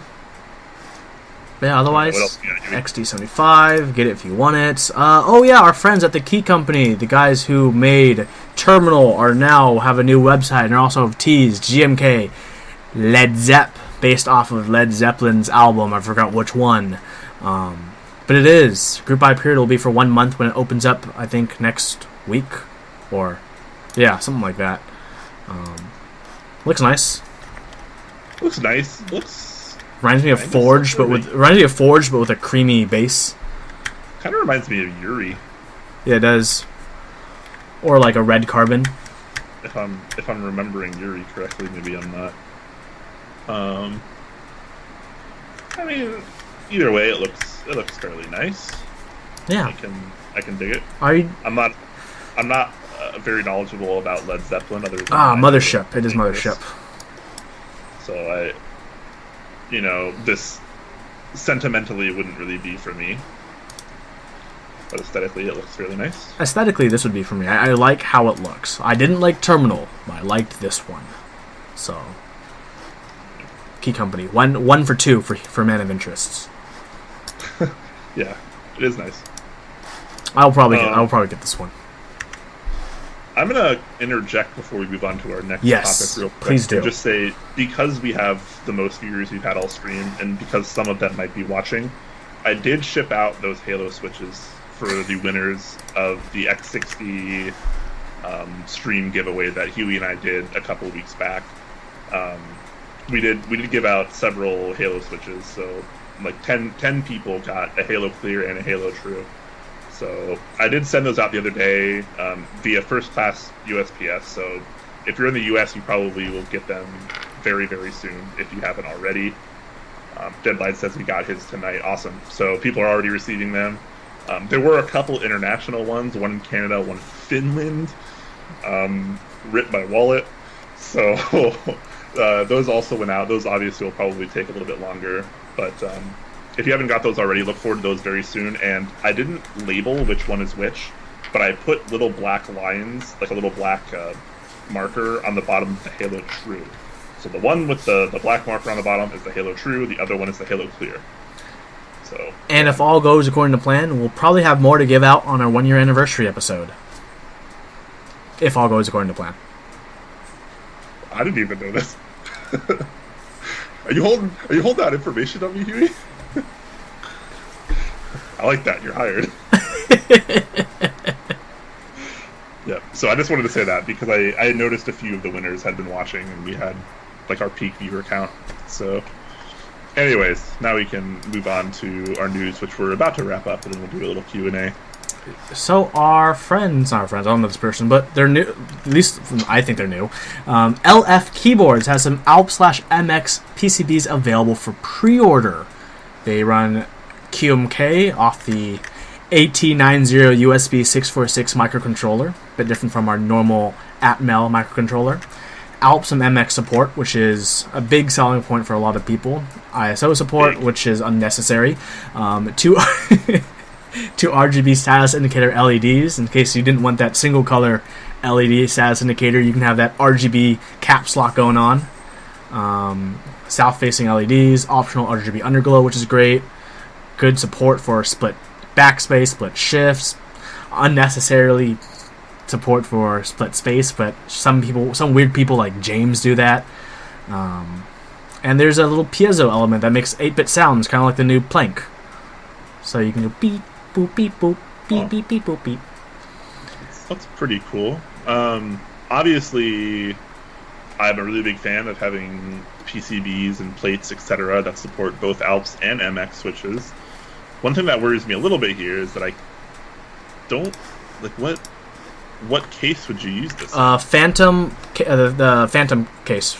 Any case that fits the Phantom TKL. So the Philco aluminum case would fit. Or the plastic case they have on mechanicalkeyboards.com also fits. And they use the same plate as well. Okay, cool. Because I noticed one of the last things he said was, as always, I have a collection of other PCBs and cases on sale. Yes. And I thought he might have something in there for this, but he does not. No, but he has some pretty interesting stuff. 78 key sandwich kit, 68 key sandwich kits, 65% PCB, 78 key. Yeah, I was kind of just hoping that he would have something in stock for this particularly, but just that way it's kind of like more of a one-stop shop kind of deal. But obviously you have to branch out a little bit and grab something else. Phantom stuff is still fine. Yeah. check it out. I always like things in this community. So moving on, we did talk actually a little bit about Heroin Bob when we were talking about vintage switches, but he is doing a group by interest check. A group by that's an interest check. Okay, I don't. For outemu ice linears with yeah. So PCB mount clear shell top and bottom, outemu linear switch with a silver stem, 68 gram springs, hot swappable sockets. 1x2 SIP strip is included to save time for LEDs that you want to put on top. Sold in packs of 70, 90, 105, 250 at 28 cents each. Plus $3 continental US shipping, so pretty cheap shipping. I have not tried a modern outemu linear yet. I have. Right next to me, if I can find it. Is it actually like a strictly outemu? Oh wait, no. Is it one of those hybrids that he made? Oh, actually, that's one of the hybrids he made that he sent. I think. Hold on. Okay, so yeah, Heroin Bob on Mac Market has been making a name for himself lately, selling a lot of vintage blacks and a lot of vintage modern hybrid switches that he puts together himself, often with Frankenstein parts, like for instance the vintage bottom from MX and an outemu top, and some 68 gram spring. He's doing a lot of cool stuff, and his prices always seem to be very competitive, so that's very cool. Shipping is reasonable. He is using these outemu. They're different from Kale box style. If you can see, I got the reflection right there. So they are different. And he has has it they fit Topra. Actually, they do. They fit Topra. This is my hipro keycap, so they fit Topra quite well, actually. I tried it on Kale box switches, and they don't really fit. This is on a Kale box switch, and these are like, the wobble is real. Oh, wow. And I can actually rotate and make the keycaps crooked. So they don't work for Kale box switches, but they actually, this is only, in my finger. I'd have to actually install these on a keyboard to try them out with these hipros, but I really would, because that's tolerable right there. That's normal for holding it in my hands. It's friction. The friction mount feels all right. So I might have to get some of these just to do a hipro MX board. TBD. That could be a very interesting project. Right? Yeah. Anyways, so check this out, because I hope they're probably they're okay. Looking at the one I have, I mean, someone asked in chat if they're PCB mount. Based on their current designs for the ice switches I have here, no, they're not. So they're all plate mount. Plate mount is the way that outemu and Kale are using moving forward. So. Yeah, which is unfortunate, because I do agree with Pudsey there that I think all switches should be plate or PCB mount. Yeah, no exceptions. Because it's not hard to just clip those legs off if you don't want it to be PCB mount. It's just a couple minutes. You can blow through a bunch of switches. It's not a big deal, but those legs really help. Yeah, really help for a lot of PCBs and parts on universal plates. So it is a fail to only do plate mount switches. I agree with that. And for our last topic was an interest check by Kafka Pro for a HHKB layout with function keys on the side. He's hoping for high profile, aluminum, top mount case, brass weights. His name is decided, which is Juby. Let's go with Juby. I don't know if that accent. Ooh, it makes ooh sounds. That's Korean, right? Yeah, I'm not Korean. I'm not that kind of Asian. I love it when you say that. I don't know why, but it makes me so happy. I guess it's HHKB's format, but with an artisan display case. That's all I see. Fair enough. All right. That's pretty much what I'm gathering here too. Because I think functionally, no one's really asking for this kind of layout. So maybe it is for those type of people. I mean, the post seems pretty well received, 43 points to 84%. So for mech market, that's pretty darn good. So obviously people are at least somewhat interested in it. So if you are, and you want your artisan display section to the left of your HHKB, and you have 10 artisans. Yeah, you have exactly 10 artisans that you wish to display. If you have any less, it's going to look really weird. Yeah. If you have any less, you get more artisans. And if you have more than 10, then you gotta sell. Yeah, or you just gotta choose. You gotta make the hard decisions.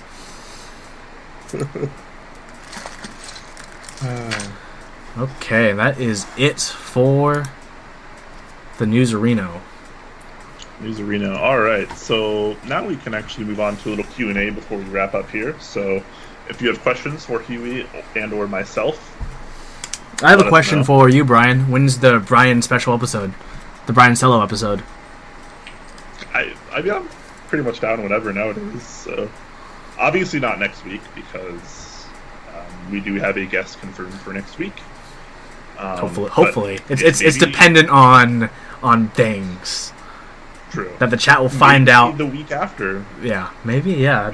Yeah, probably during that time where Bektour is gone. That'd probably be the better time to do it. Are you gonna do it like me, where there's actually 3 MIA squares, or are you just gonna take your whole screen, like I should have done?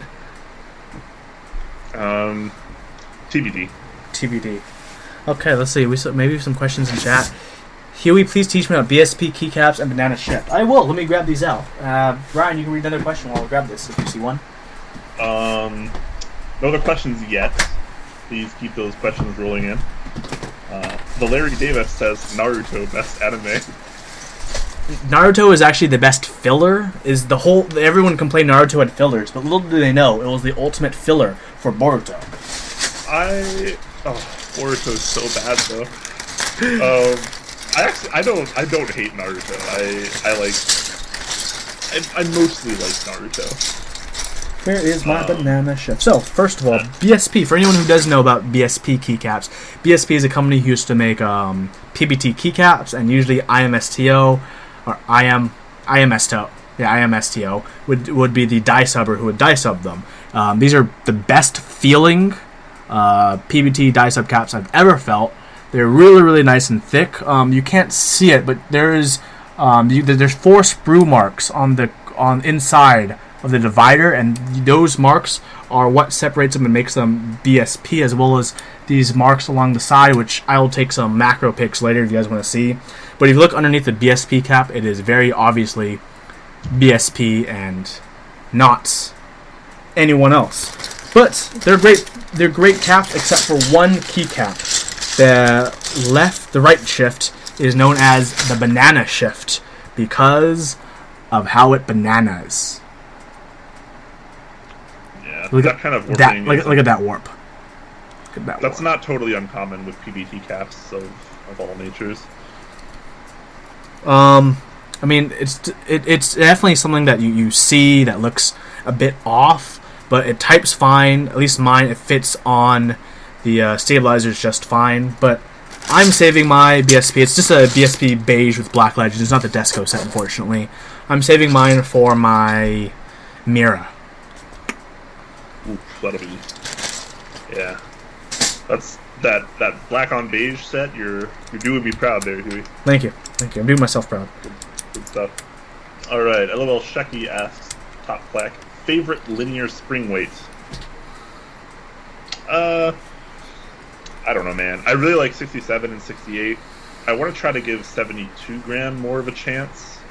As far as linear goes, I think 78 gram is maybe a little too much for my ideal range. But yeah, so I'll get back to you after I try 72 gram. But right now, I'd probably say 67, 68. For me, favorite linear weight, 67 on my pandas or whatever was on my box blacks. Those are the only 2 linears I really like at the moment. Oblosky asks, most anticipated key/key set that you ordered. Well, I did whether it was against my better judgment or not, I did pay my E6 V2 invoice the other day. So definitely looking forward to that. I love the design. And I even added a polycarbonate plate to my order, so I'll be loving to try that out. Awesome. So I guess that's the only keyboard I technically have that I'm in a group buy for. As far as key sets go, Nautilus and Solarized Arc are I think the only two key sets group buys I'm in right now. So definitely looking forward to those. I think that's it for me. For me, keyboards, E8, 75SQ, looking forward to both of those. Sometime in the next few days, I'll probably end up paying my E6 invoice as well. So my big sister E8 will have a little sister E6, and I'll have a nice little family there, just like how my compact SQ will have a 75 SQ as a nice little family. And then for keycap sets, only keycap sets I'm really waiting for is my Icon Dolch set I've coming in, and GMK Muted. Yeah. Muted, that's a good one. I might try to pick up an extra of that. You should. Yeah. I think I got mine with the 9009 accents as well. Yeah, I'm not an accent kind of guy normally, but I'm glad there were options there. Sea Monster asks, how are Kale Box white switches compared to Tealios Stottles? Well, I think Huey and I can both answer this question, but you can go first, Huey. I like Kale Box whites better because they're more consistent. That's kind of my experience too. I think it's a more consistent product. I think the click on Aristotle hybrids is also very good. It's a very good click. At the end of the day, it's still the jacket style versus the click bar style of the Kales, which I think is just a crisper, more consistent click. And I like the tactility just as much on the Kale Box whites as I do with Tealios Stottles. And, they're just as smooth, if not smoother. And you know what? They're significantly less expensive. So, Tealios Stottles, that's an investment. That's like $1 plus a switch. Like $1.50 a switch. That's crazy. So for everyone, real quick, a little sound demonstration. I don't have Tealios Stottles, but I have Gateron, which are a slightly lower pitched version, but similar enough. Yeah. So here are my box whites. Wonderful, nice and crisp. My Gateron are loud and crisp. But the issue is always going to be about Aristotle's is going to be consistency, because I have switches. If I go through them, I'm like, okay, this switch feels a lot different than this switch right below it, which feels different from this switch, which feels mostly the same as this switch, but different from this switch. That's a big issue when it comes to typing a lot. But if you watch my VEA review, you will know I still really much enjoy this keyboard. Not perfect with its Gateron, but still wonderful. Check that review out on youtube.com/c/man of interest if you haven't. Hooray! Hey. Megaforce asks, NorCal meetup when? November 11th, which is a Saturday. There you go. 11/11. Zgreb asks, did Mira drop? I don't think so. No. Still waiting.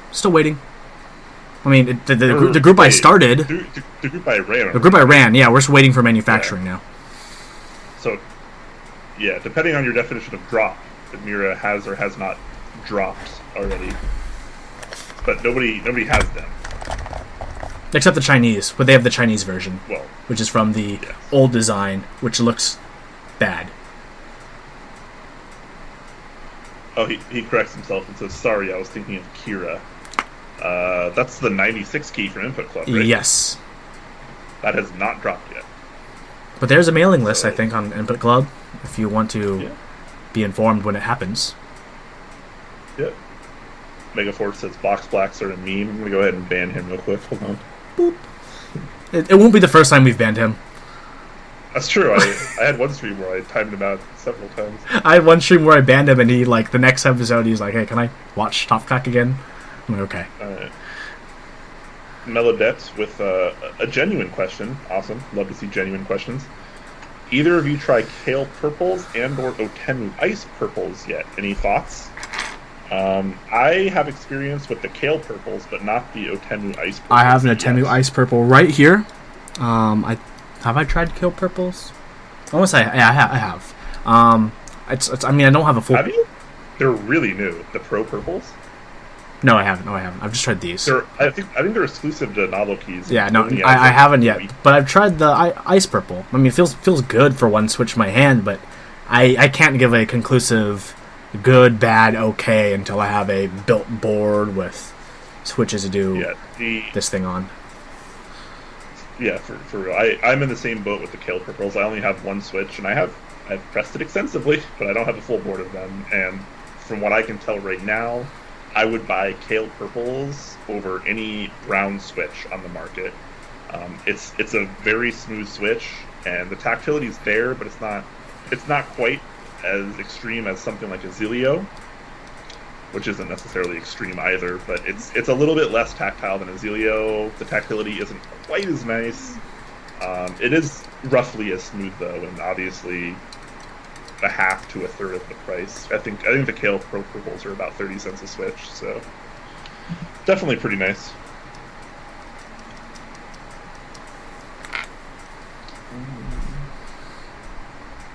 HHKB for Life asks, brown Alps versus orange Alps, best key set actually available for Alps? Brown Alps versus orange Alps, pretty different switches. Orange are good. They're both good switches. Orange are a bit more traditional on the tactile front. It's like, there's a little bit of a press, and there's a bump there, and there's a little bit more of the press. So kind of similar to like a Zilio in a way. Browns are a different beast entirely. Like Topra and Neon Greens, they have a very substantial force curve, where the tactility, or whatever you want to call it, the curve, the tactility starts immediately at the press, and it's like you work your way around that big bubble, and then like that's most of the press. And there's like a little bit of gap before the bottom out. I think they're both very good switches. It's very situational. I'd probably pick the brown Alps over the orange because it's more similar to Topra, and I like that particular feel. Best key set actually available for Alps. There's only get a vintage board with die subs, Alps die subs, best you can do, or nice double shots that aren't in bad condition. Unfortunately, there's not a ton of options. A lot of people, they opt for like an AEK layout, and they just use AEK caps because they're fine. They're nice. That's what I'm going to be doing. I have a AEK custom coming in with a. Didn't Reese just do that recently? I'm getting the same case. It's a completely stainless steel case. Yeah.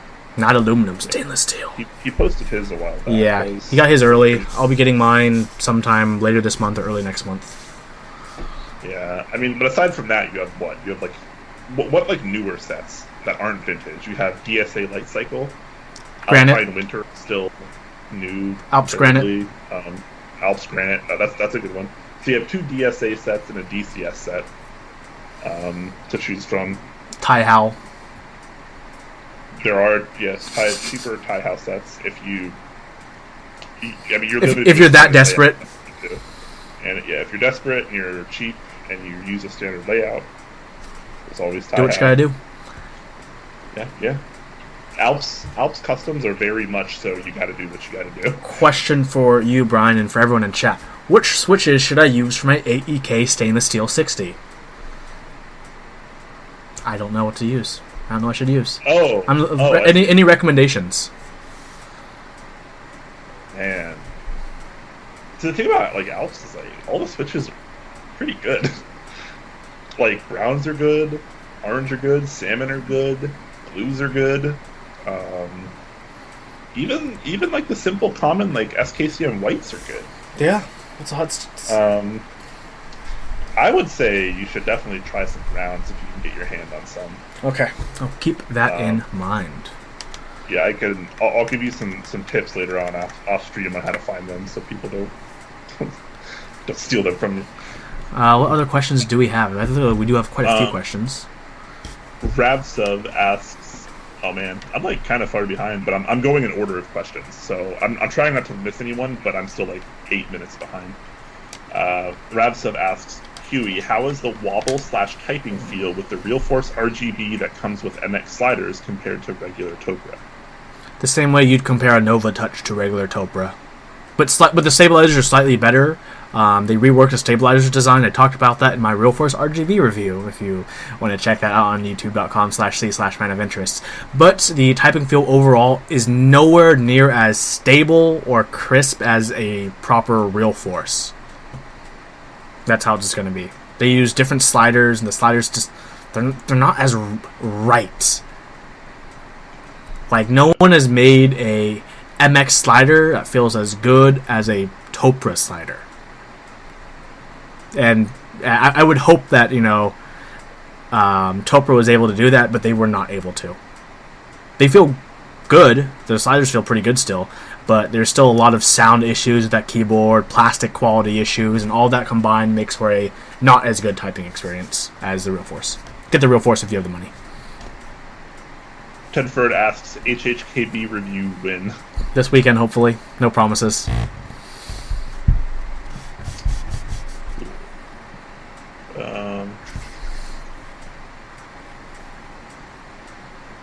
Wait.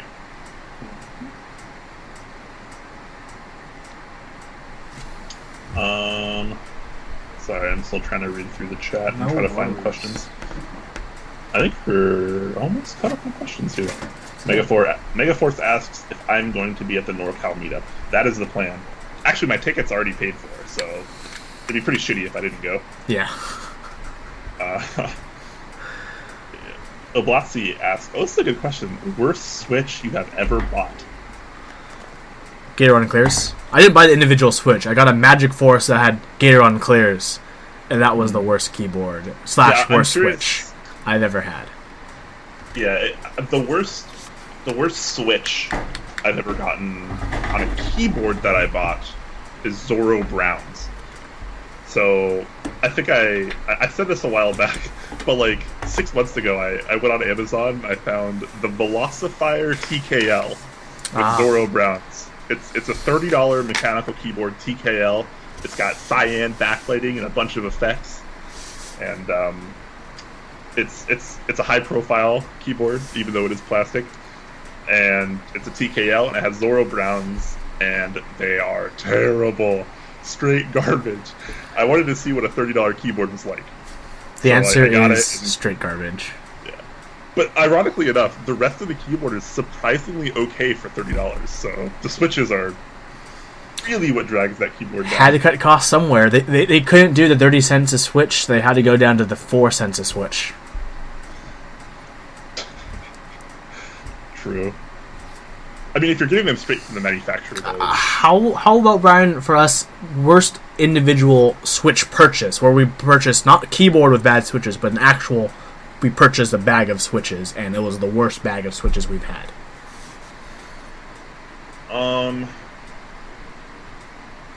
Vintage Blacks? I'm being totally serious though. Like I've bought Vintage Blacks on numerous occasions. I've owned and built numerous Vintage Blacks boards. I've tried numerous Vintage Black boards than I can count. But I have bought some pretty poor batches of Vintage Blacks that were so much worse than normal MX Blacks. It was like painful. So there's that. I can't really think of anything else, because anything else that I buy is... We usually choose good, decent things. Well, not only that, but like, I usually know what to expect when I buy something. Like, it's rare that I invest a bunch of money into buying a bag of switches or something, and I don't at least have a general idea of how good they're going to be. Vintage Blacks are kind of the exception there, because obviously lots of inconsistencies, a very wide range of those. So, you know, it's hard to say. Cocopaw has a good point. Worse than stock Aristotles? I technically have bought a bag of Aristotles. So I would rather use stock Aristotles than Gateron clears. Okay. I will say that for sure. Stock Aristotles are not a good switch. No, they're garbage.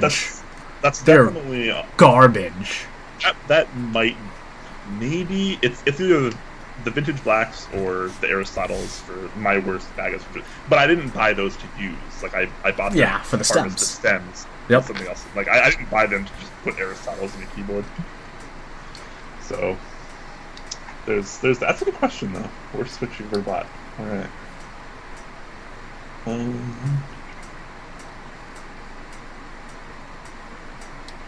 Invisibility asks, what is your preferred lube for all your keyboard stuff? Tech Keys Thin, which is a mix of Crytox something and Crytox something else. It's Crytox 1506 and 206. Yeah, like honestly, those pre-blends are usually fine for me too. I tend to veer towards the thin blend for a lot of my stuff. I have a bottle of 105, straight Crytox 105. That's not too bad. I hear Crytox 106 is like the truth, according to Krellbit. So I need to pick some of that up and give that a try.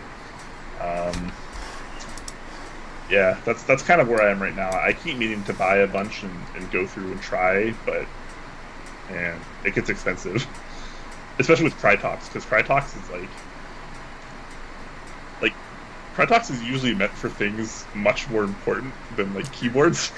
So like Crytox is actually like a higher end lube, and we probably don't even need to be using that fancy of a lube for keyboards in the first place. But damn it, we're enthusiasts. Yeah. That's how we roll. Regardless, it's expensive. I'm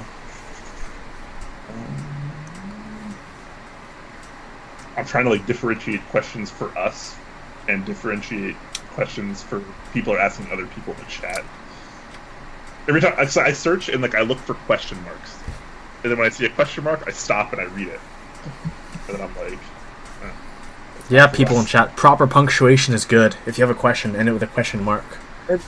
Well, not only that, but if it's a question for us, consider tagging Clack, because that's a lot easier to see for us too. Invisibility also asks, least favorite key set. No, I'm sorry, least favorite keycap set you've tried. G20 profile. Really a lot worse than I was expecting. That we've tried, not owned, tried. Well, that we tried. G20. It's probably still G20 for me. I tried G20. It's not my board. It was at my mini Irvine meetup. But it was a G20 on Silent Reds with O-rings. That guy he told me he wanted to emulate an Apple laptop keyboard because that's what he came from before switching to mechanical keyboards.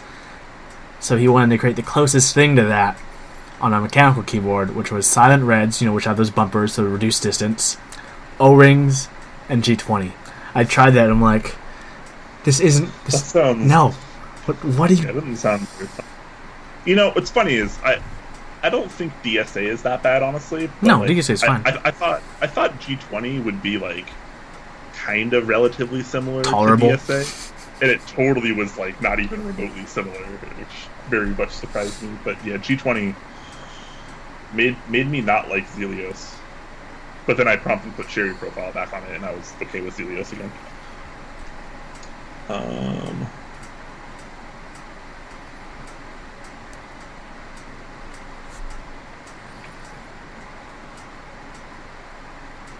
Kokapa asks, thoughts on ETF Eggface selling for $973. That sounds pretty extreme. Some people have money to spend. eBay auction. This is nothing new. Yeah, it's nothing new. Blooper's done this on eBay numerous times. Bro, I think, does it on eBay also.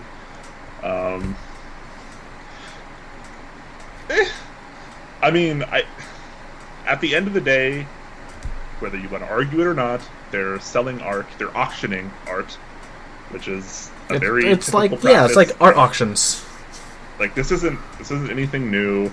I would rather see the artist get the money for the cap than someone who won it for $30 and is flipping it for that price. So, well, was it ETF selling the egg face? It just says thoughts on the ETF Eggface sold for that much. Yes. Oh, it wasn't. Yeah. Okay, I wasn't following that part. If I remember correctly. I did look at that briefly, and I'm almost positive it was ETF selling it. Okay, that's good. So I've met ETF a few times now, and I think he's a pretty nice guy. I like him. I met him once, and he's wonderful. He's amazing.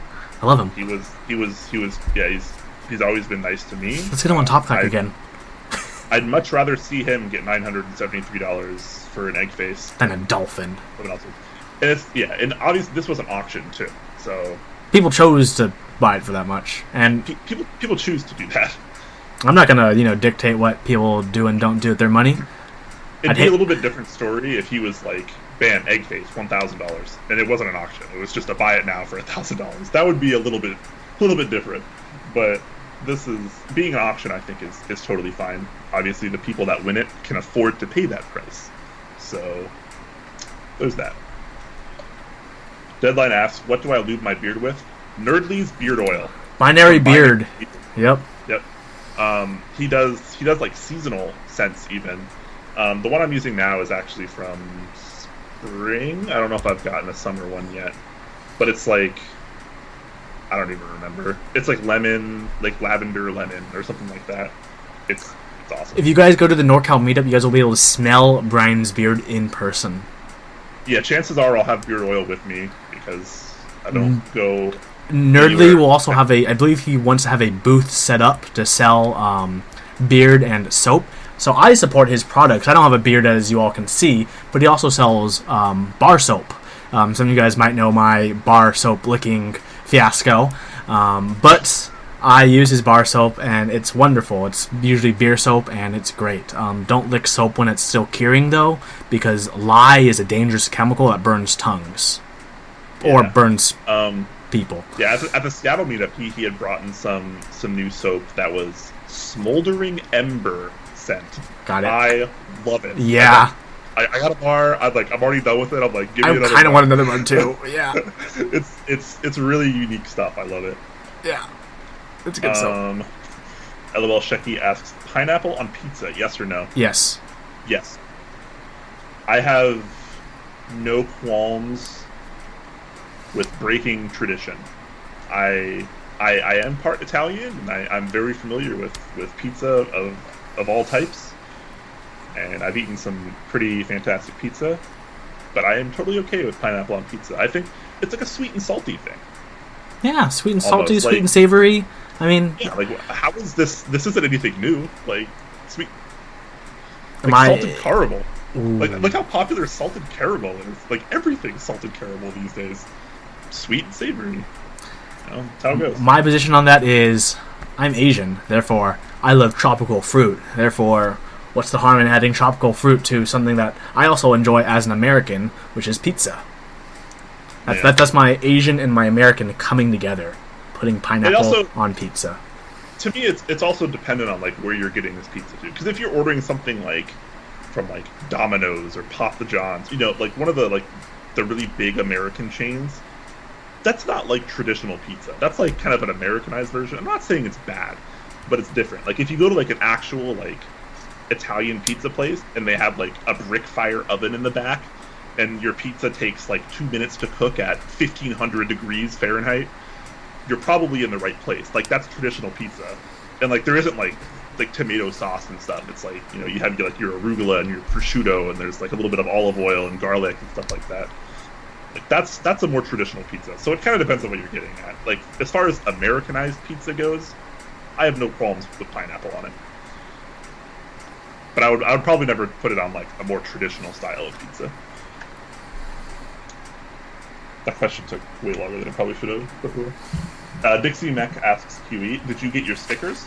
I did get my stickers. Thank you so much for sending them. You guys should check out Dixie Mech. He has some awesome stickers like Rebredumra and some awesome HHKB ones. He has some new designs. If you guys check out his Instagram, he has some new designs he's been working on as well. We're actually probably going to be doing a sticker collab in the future. Keep your eyes out. Something that we've been kind of hinted, we've talked about to each other a bit. I'll need to talk to you, Garrett, a bit more about that, and send him stickers as well.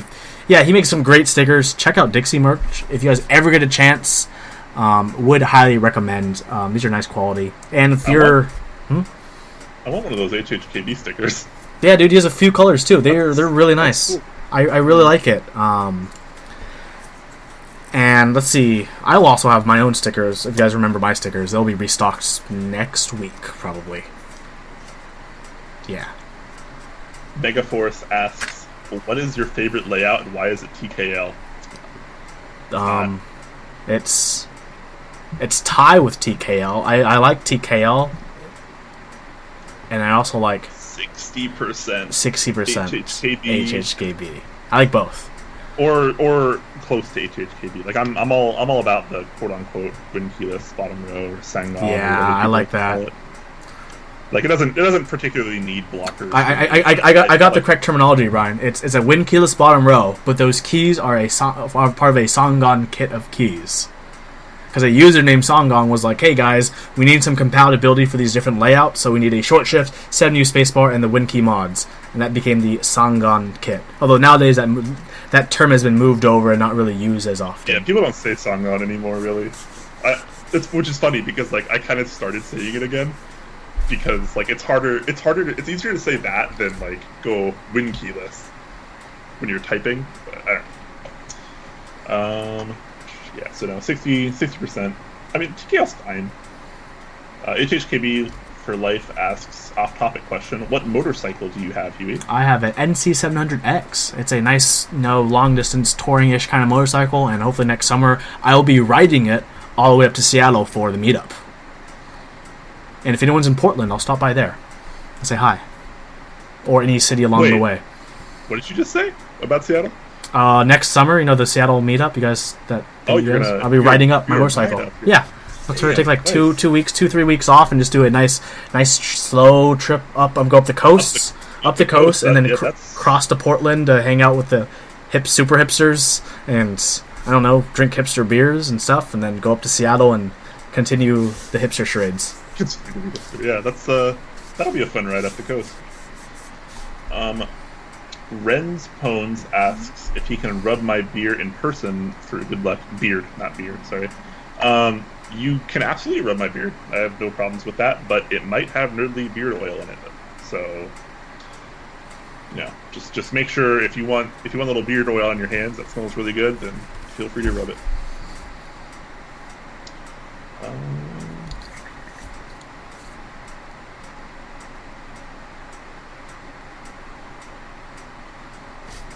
No Chance RPG says, I like how you say part Italian as if that makes you more familiar with pizza than American. That's fair. You're right. Though I would say I'm a lot more knowledgeable about pizza than most other people in America. Though it does not have anything to do with me being necessarily Italian. But I do come from a fairly Italian-centric family. And, we were all about food, and I'm pretty familiar with Italian food. And I grew up in Pennsylvania, in Philly, where there's a pretty big Italian culture there. So I'm a lot more familiar with it than a lot of other people. Fun facts, when Brian was in high school, he battled giant spiked turtles. So, that's pretty Italian if you ask me. Yeah, I used to be called Shredder. But Shredder probably wasn't Italian, right? No, I was going with Mario or Luigi against Bowser. Oh, wow. I don't know why I thought Ninja Turtles. I mean, the Ninja Turtles ate a lot of pizza. That's true.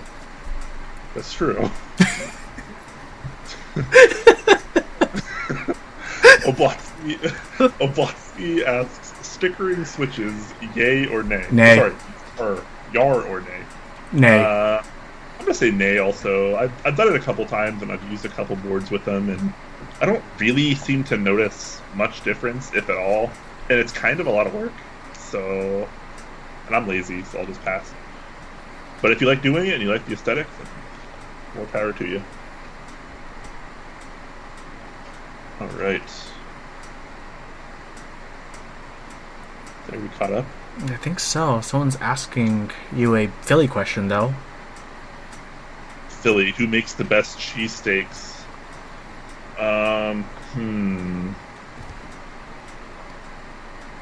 That's a good question.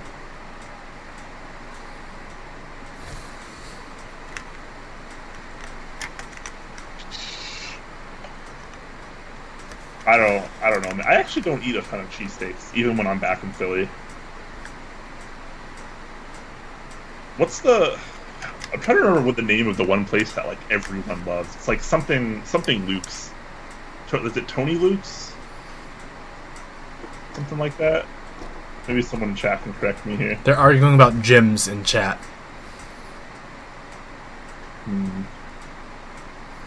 I don't know. I don't eat a ton of cheesesteaks. I do like some pierogies though. I'm a big fan of pierogies. Those are fairly common in Pennsylvania.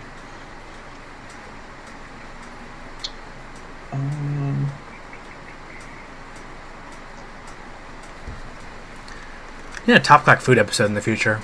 We'll just stuff our faces. Geno's is pretty good. I do like Geno's and I do like Tony Luke's, but it's been a long time since I've had like any cheesesteak, so I don't really remember like what is better between the options. Oh yeah, I got all the pierogi people coming out now. Pierogi represent, man. Pierogi is freaking amazing. It's so simple, but like it's so good. This guy, Anime Body Pillows, which is a great name, by the way. Says, I still like mac and cheese. That's fantastic. Mac and cheese, bacon bits, some nice shredded, what's good? Nice shredded pepper jack on top. Where you need to be in life. Melodit asks another genuine question. So we know Huey has his motorcycle, but do you guys have any other money sink hobbies? r/mechanical head pens? I can't afford to have other hobbies. So no. It's one hobby at a time for me. For me, I guess it'd be being a weeb. See if I can move my... I'm a weeb also, but I don't buy weeb stuff. I buy weeb stuff, so I have a nice little library. All those are full of manga and light novels, mostly. Only the half of the top shelf has some Western literature. Otherwise, everything else is a light novel or manga, and I have figures on my desk. So I do spend money on weeb stuff. So that's my other money sink, and motorcycles. Motorcycles is a big one. So yeah. Yeah. I just have keyboards. I can barely afford keyboards. In fact, I usually can't afford keyboards. So that's as far as it goes. PayPal credited up. I had to use PayPal credit for several higher tier boards now, and I'm like still paying that down. Looks like it's all the questions though. That'll be a good time to stop. Yeah, that's pretty far. I'm gonna roll the outro right. That was a delay sometimes. Now. It's because the outro doesn't want to be ran. It doesn't want us to end. Yeah.